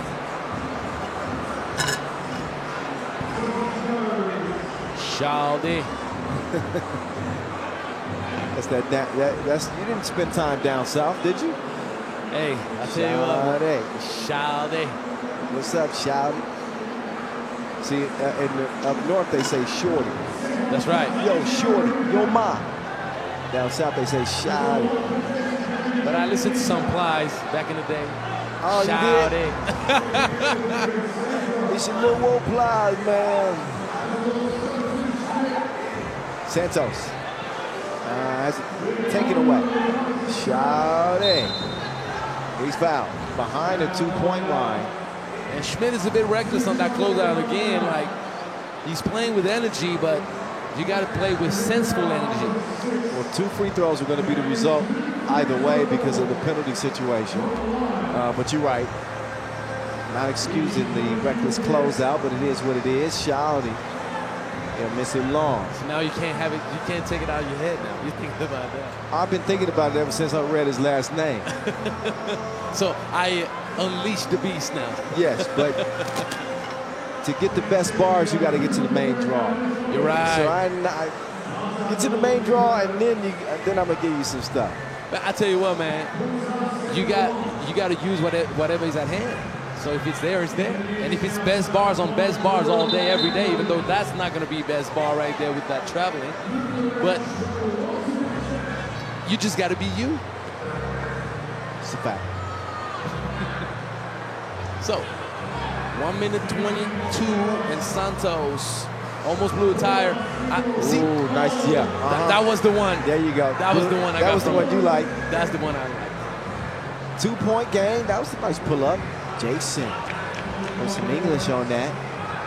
Spoiling Dessert was the one that you took. That's the one. It was one. I think it was probably 2. But Tell you what, it's open buffet, man, and you have VIP access to that buffet. much appreciated. Much appreciated. I'm gonna be keeping a keen ear out the rest of the tournament too. You need to. I'm gonna give you credit though. Well, that's a hard foul. you know, through my broadcast, I always gave you credit. Just so you know. My man. I always did. You have to give credit wherever credit is due, and that's in all facets of life. I think we live in a society now where people are too keen on appropriating themselves with things that they're not the originators.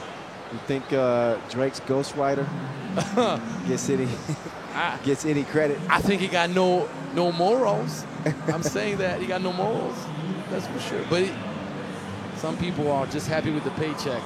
But I'm more of a value guy. I appreciate that, man.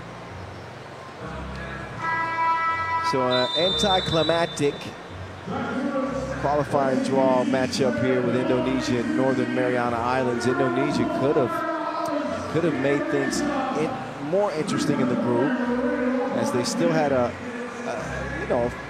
outside chance. It wasn't a great chance, but still needed 22 points just to remain competitive, and needed some help in the next contest.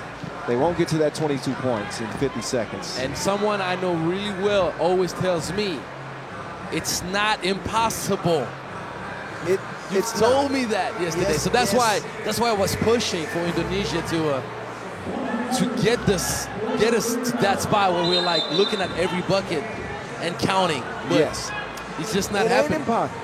It's not, but they would have to hit a barrage of twos. So at the end of the 4 twos. At the end of the day, the best performance they can get to now is second if Korea loses. Yeah. They need 3 twos. That give them 19, and a a 1-point score. So actually 4 twos. Yeah, it's just too late. It's just too late. That's a 2 every 10 seconds. I can't see it happening. I tell you one thing, Lizama, I haven't spoken about him, but before this game ends, I want to do it. Lizama has been one of the most consistent player on that squad. He has that little mid-range and just the moment. Yep, right on cue. Right on cue. I love when players make us look good. Is he gonna make? He don't look. No. I talked about mid-range. Yeah, mid-range. Mid-range. Let's just keep it there. But he also has been a very physical force down low. He's been fighting hard, and Santos provided a nice boost, but it just came up short. To me, Santos was the standout for NMI. Yeah, but Lizama did a lot of the dirty work. Yeah, but keep an eye on him. NMI making their Asia Cup debut.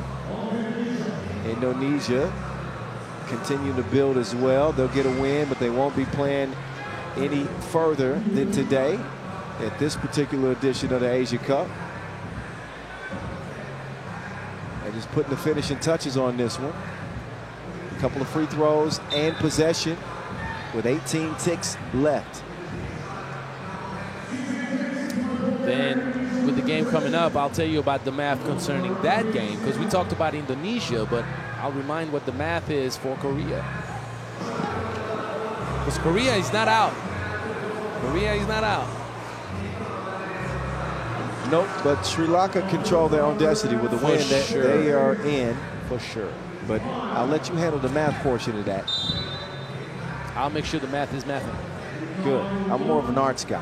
The math, the analytics stuff, I'll leave to you. You're still counting your bars, though. I'll tell you that. I got more bars in the college town.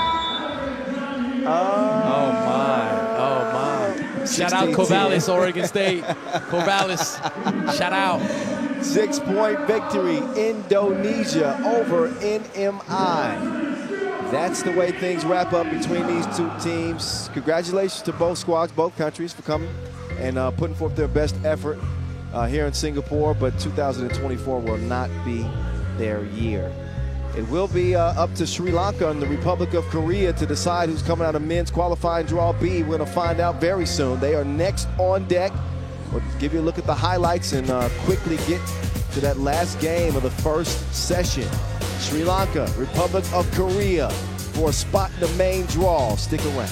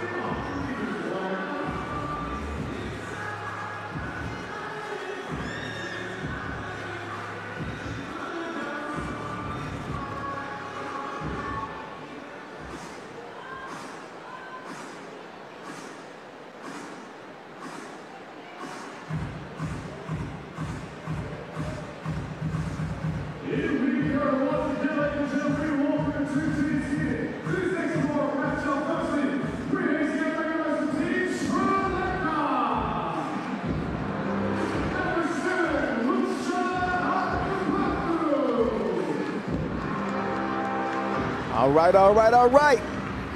It comes down to this. Right here, right now. Sri Lanka, Republic of Korea. Sri Lanka coming to this contest undefeated in qualifying draw B action. Republic of Korea will have a full team for this contest. The game that we saw them lose yesterday was due to them having 3 players, or largely impacted by the fact that they had 3 players. So they'll come out fully staffed, so to speak, for this game. Still diminished. Still diminished, sure. Still diminished. Seonga had lower back issues, maybe spasms. It was muscle related, of course, but it's tough, man. When your lower back locks in, Kyle, it's just, you can't even touch your knees. And imagine playing defense and moving around, but he's moving around pretty well. We're seeing him right here. I think he's ready to go, man. All right, number 9-3 for the Republic of Korea is Jang Tae-seok. He's shown up for his team. I think they understand that winning with 3 players is almost a death sentence. Or trying to win with 3 players is so hard in 3x3. They got all 4. He's not 100%, but at least they have him here and present, ready to play. Woonjan Im, Hyun Taek Im, and Park Rae-han representing for the Republic of Korea. Do we start talking about some math? Not yet. Quick, let me introduce Sri Lanka. I didn't do that. You're right. The son, Nalantha, Pawan Gamaj, Rukshan Atapathu, and Simran Yogananthan. There. Now you can give us the math. Let's go. So Sri Lanka has an aggregate of 42 points with a perfect record, 2-0. We know that Korea split their games, 1 win, 1 loss, and they got an aggregate of 32 points. With a win right now, Korea would have the heads-up advantage. Well, the heads up. Actually, no heads up because it would be a 3-way tie. Yep. As a matter of fact, Indonesia won. You're right. So the main thing, aggregate-wise, the main and only aspect is for them to beat Sri Lanka by a difference of 11 points. And if they win with 11 more points than Sri Lanka, they will go past Sri Lanka in the standings. And they just got to make sure. What was the final score with Indonesia? Let's see. Sri Lanka and Indonesia, 21-14. So 21, which means that now Indonesia, that had 27 points, has 38, sorry. So 38, which means they need 16 points. They need 16 points minimum. Yep. And they need to beat Sri Lanka by 11. Yep. You got it all now. Yep. Republic of Korea reached 21 against Northern Mariana, and only 11 points in that OT loss to Indonesia. So there you go, 32 points for them. Sri Lanka, I mean, they control their own destiny. All they need is a win. Doesn't have to be pretty. But even in a loss for Sri Lanka, yeah, despite it being a head-to-head loss, they could still win out in the tiebreaker if the Republic of Korea have a point difference of 11 points or less. Anything less than 11 points. So in a long, confusing way of saying that, Republic of Korea can win this game and still not make the main draw. There you go. There you go. If they win with a difference that is under an 11-point win, they're not going through.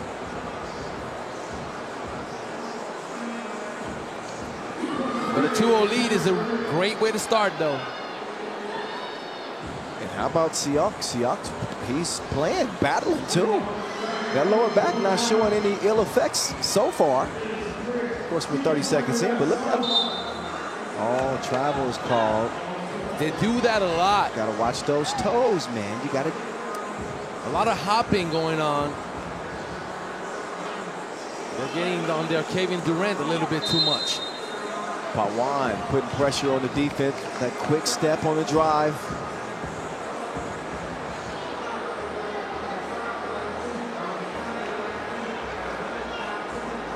Pawan opens this possession. Dasun spins down towards the baseline. He's held up by a foul.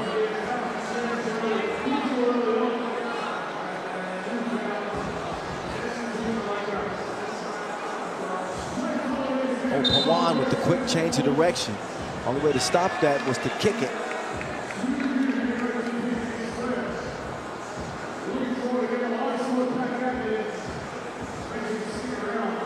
Pawan lost the handle on it. Pawan will track it down, but now they're late in the shot clock. Smart pass to the corner. No bucket is the result, but in a panic state to make a smart pass like that.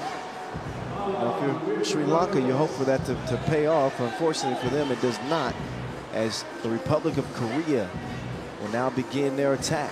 Park puts it up, hand up, throws the shot off, out of bounds it'll go, as Sri Lanka will take back over.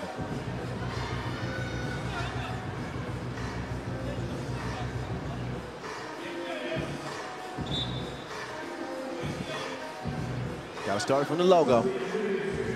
Now we can get to work. Not quite like that. No, Sri Lanka is starting off flat. And Korea is using the size advantage they have in the paint. That's a good foul by Seok. You don't want to give them anything. And we're talking about details, right? The points differential that is so critical for Korea's hopes of qualification. You don't want to give a drive in the layup. So you foul until you get into this bonus where you have to be very careful, not give free throws. Yeah, Republic of Korea have to play this game like a championship game, like a gold medal game. It surely is. It's just anything it takes to extend your Asia Cup lives, so to speak. This is where you got to leave it all on the floor. Uh-oh, Simran. That was a quick move. Three box out. Doesn't hit it. Republic of Korea have it clear. 2 is no good. Rukshan, no. The Sun, So slow start for Sri Lanka. Still scoreless through 2 minutes of this game. This is the last contest of the first session, and the last that we'll see of qualifying draw B for the rest of the day. It'll be all up to A and C in the men's and women's competitions to officially set our main draw pools. I'm with the, oh yeah. Got 2 Sri Lankan players off their feet. Ends up drawing the foul on the shot. Up to the free throw line, he will step. It's going to be on the ground, I think. On the floor. Yeah. Okay. I think it's going to be on the ground because couldn't get in the shooting motion.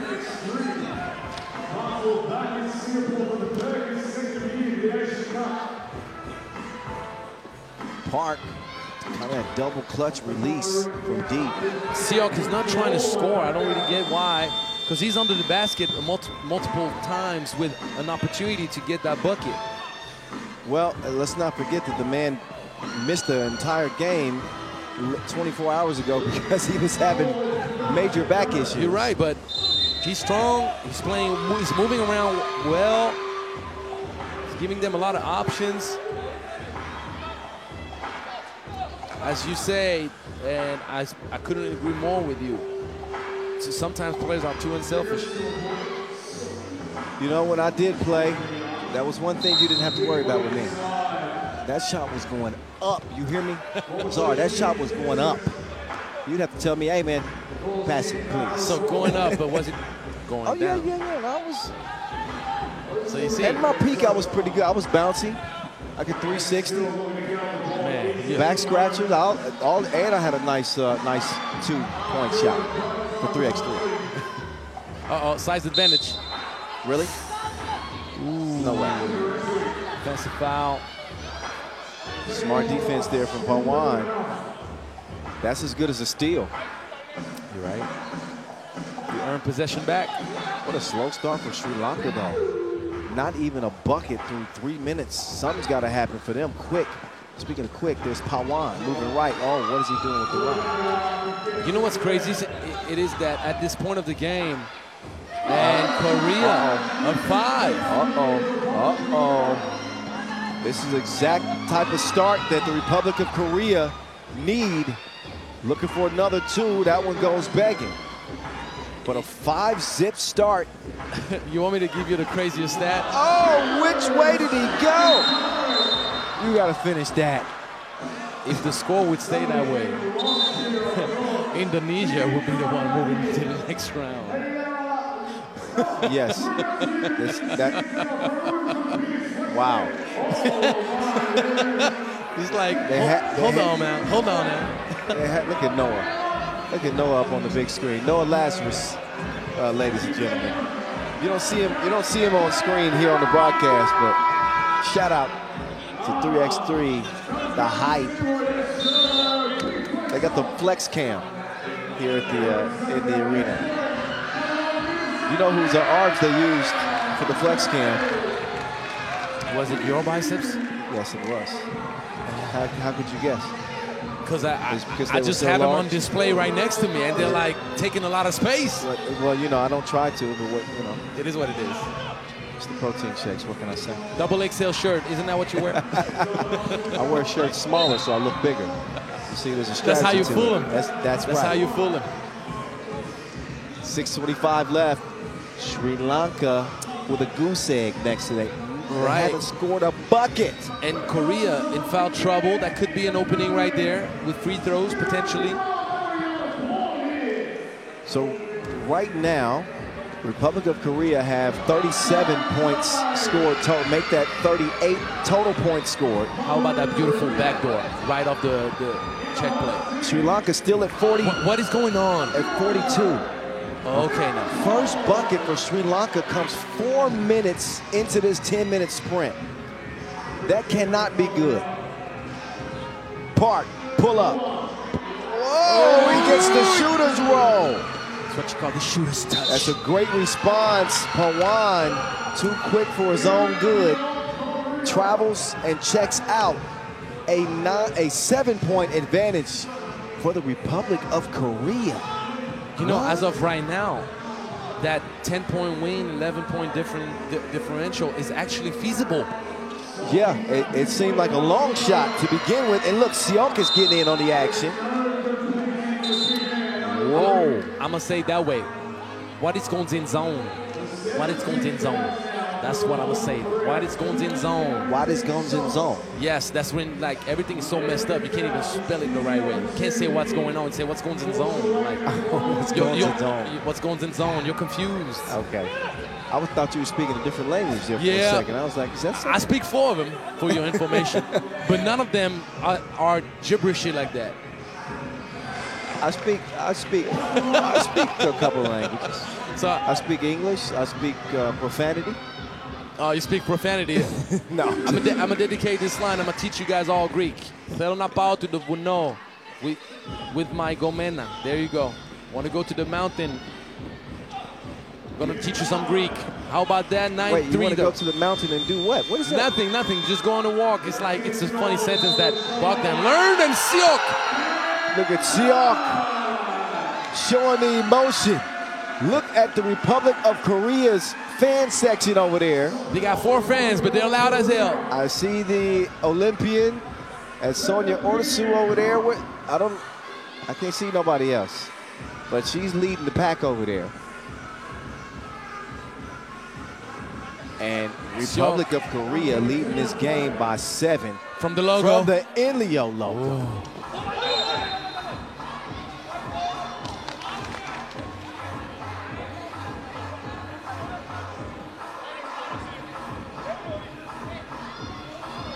It's absolutely crazy what's going on right now, because the uncertainty at this moment in this game on all levels. Indonesia is still in the hunt. Like, how is that even possible? Indonesia is mathematically not out halfway through this game. They're actually in. Well, yeah, but I'm keeping my finger on the pulse of this one. And, well, Sri Lanka now pulled within 6, but I think Republic of Korea have seized the momentum from the start of this game, and they have not stopped. They are shredding the threads. But they need defensive stops, though, because right now they're allowing Sri Lanka to score. What did Indonesia finish with point total-wise? Well, I'll tell you what, if Sri Lanka scores 1 more, Indonesia is mathematically out. 3 seconds, you got to shoot it. Got to be quicker than that. Past the midway point. The 6th game of our 2nd day of action. Qualifying draw the first 2 days. The level of the competition steps up starting tomorrow. Well, I'm just realizing something. What's that? 42 aggregate for Sri Lanka. Didn't we say that Indonesia had 38 aggregate? So they're out either way. What am I talking about? Okay.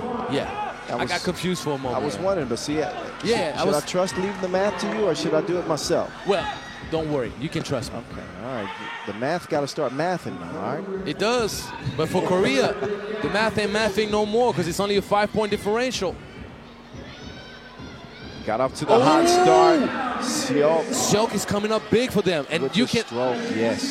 You can only think about how critical his absence was in yesterday's loss against Indonesia. And he's still not moving 100%. Got beat on that drive there. Down to a 6-point game. Hezi, baseline, turnaround, yes. 7 points. It's possible, man. Korea. Yeah? Kevin Garnett style. It's possible. Well, it's hard to maintain that level for the entire 10-minute sprint. But you couldn't ask for a better start, man. What was this, 8-1? I think, yeah, 8-1 game to start. It took Sri Lanka 4 minutes to get their first bucket of the game. The table is set for the Republic of Korea to pull out an improbable win and snatch a spot in the main draw. It's right here for the taking, but they got to stay hot the rest of the way. For Sri Lanka, they just got to hold on. They got to hold on and make sure they don't lose by 11 or 12. I think it actually might 11. be 12. Well, 11 would give them... No, 11 gets them through. Okay. Gets Korea through, I mean. 11-point win gets Korea through. 10-point win, it's a tiebreaker. Rukshan, navigate. He knows where he's going. Straight to the hole. 14-8. But guess what happens after that foul? A pair of free throws. Oh, yeah. 2 free throws upcoming, so Sri Lanka can make a huge dent in this lead.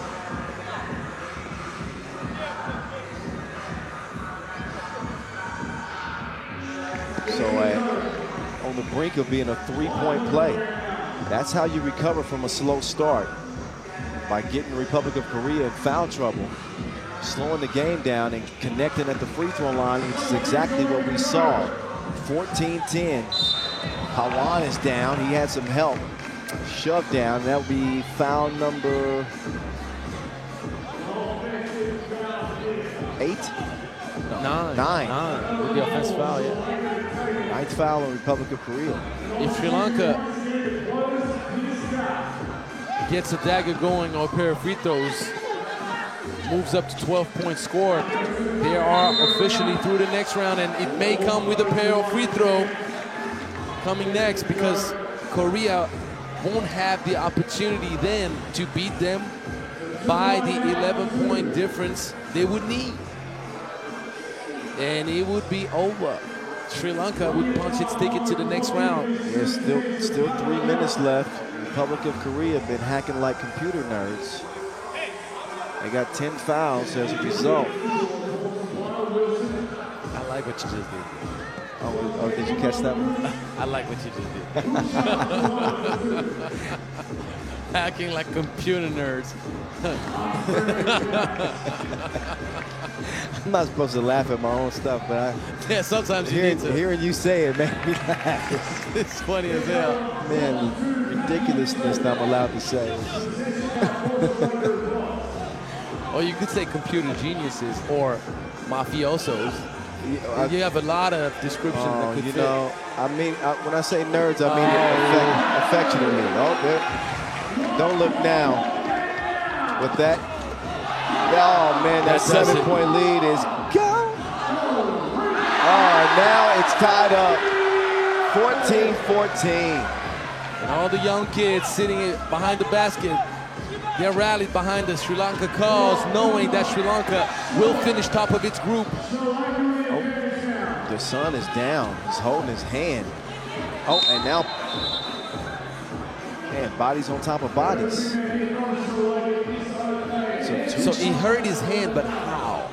All right, maybe if we get a look at the replay, that's not good. They come from the emotional high of getting back into this game and essentially securing their spot in the main draw. Winner joins main draw Pool B with Mongolia and Thailand, by the way. It looks like everybody's going to be okay.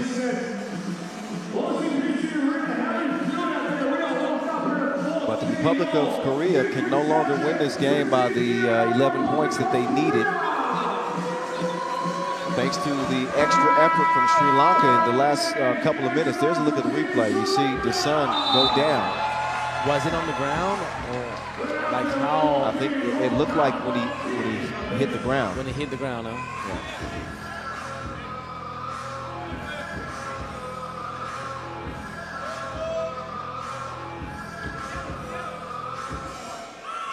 So Dasun is back up.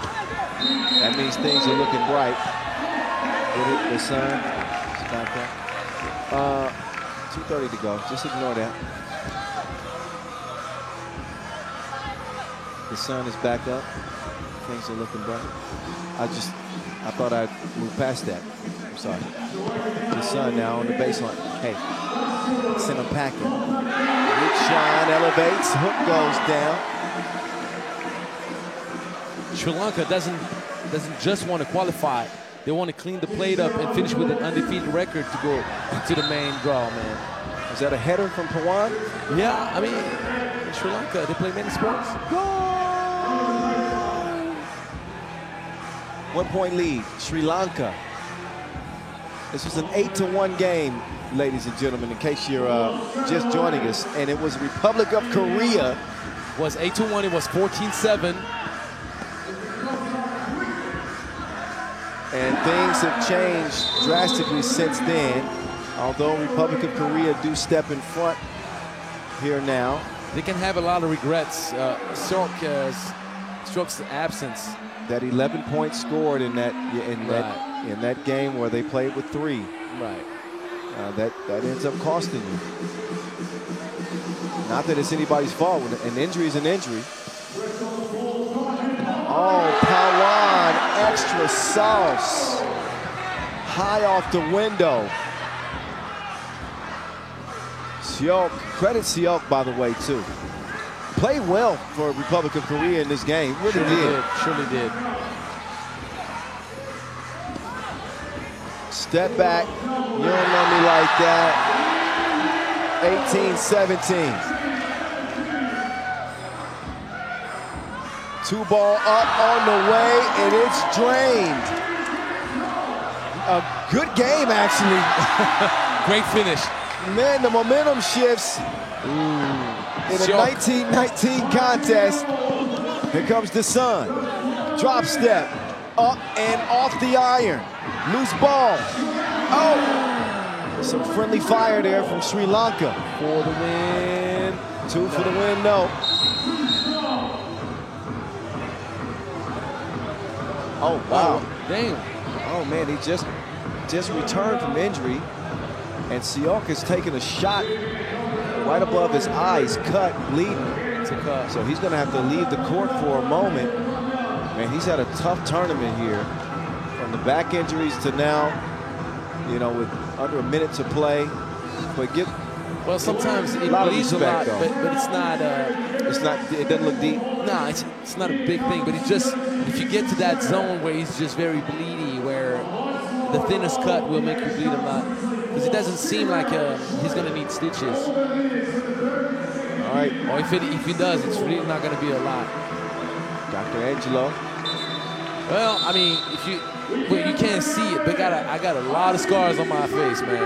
And a lot of head bumps, a lot of stitches. Yes. Basketball is dangerous. You know a bad cut from a not so bad cut. There you go. Yeah. I know the one that's going to have you about 13 stitches, or the one that's going to be like, maybe some glue will do it. Nah, yeah, that's a scratch right there. Right.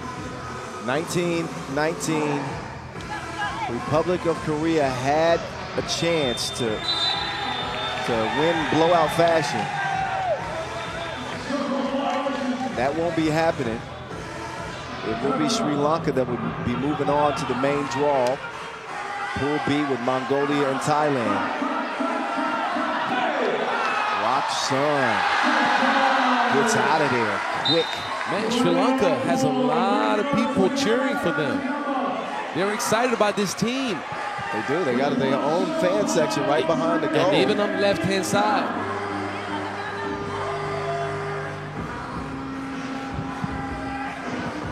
35 ticks left. Pull up. Missed. Pawan with the rock in hand. Sri Lanka trying to go to the main draw unscathed. One bucket will do it, and it's done. Sri Lanka 3-0 in the qualifying draw phase. And an improbable comeback after trailing by 8 points early. They win it after storming from behind. That's that Sri Lankan pride on full display here in the last game of the opening session. Credit to Sri Lanka and credit to the Republic of Korea as well. They played hard, and for a moment there, it looked like they just might win that game by 11. That was not the end of the story. Sri Lanka had something to say about that. They gave him the Mutombo finger. No, no, no, no, no. My Mutombo voice. Not bad, not bad. No, no. That needs to be deeper. You're almost there. You're almost there. It needs to be deeper. I'll practice it in the break. You'll have another opportunity in the next 3 days to, even today in the afternoon, you'll have an opportunity. It's all about voice recovery tonight. Nice start to the day. 6 games in the books. We got 12 more to go. And our main draw will be set at the end of business. We'll show you the highlights quickly, and then we'll show you the groups. And we will get back going at about 2:15 is the first game, but I'm being told we need to be back in our seats at 2:05. Got to be sharp. Yeah. All right. I guess we'll do it. No, I'm playing. Of course we will. I don't want to get in trouble, man. Yeah, Bogdan is the type of guy that you don't want to mess with. No. If you do, you're going to have to hear about it for 3 or 4 years. I was late one time. I was late one time. I have not lived it down yet. That's true. Apparently that was on Alex watch. Yeah, that was on Two Skulls Watch. But hey. Shout out to Alex, by the way. The circumstances were unique in that particular situation. Hey, they said about me. It's about them. Look at the highlights, man. Jeez Louise. Republic of Korea, man, they made that interesting. That ended up being a fun game to watch. It was. So see you in a few, guys. Don't go nowhere. All right, Angelo's getting out of here, but I can't go yet because we got to show you how the groups ended up. I'm staying with you. I'm not going anywhere. There he is. There he is. He left me for a second. Okay, look, here's the visual proof of what we already told you. Sri Lanka's in, y'all. We're going to see them in the main draw. With Mongolia and Thailand, they go unbeaten and prove that they deserve that spot amongst the big dogs. So their contention for a medal here in Singapore is very much alive. All right, we are going to dial it down a bit, take a break. We will see you guys back on the broadcast at, is it 2:05, really? That's a short one. Yeah. Okay, so in about 15, 20 I'll see you in minutes. about 15 minutes then. I guess I'll have to save the burger for later. All right, see you guys soon. Don't go far. Asia Cup continues from Singapore.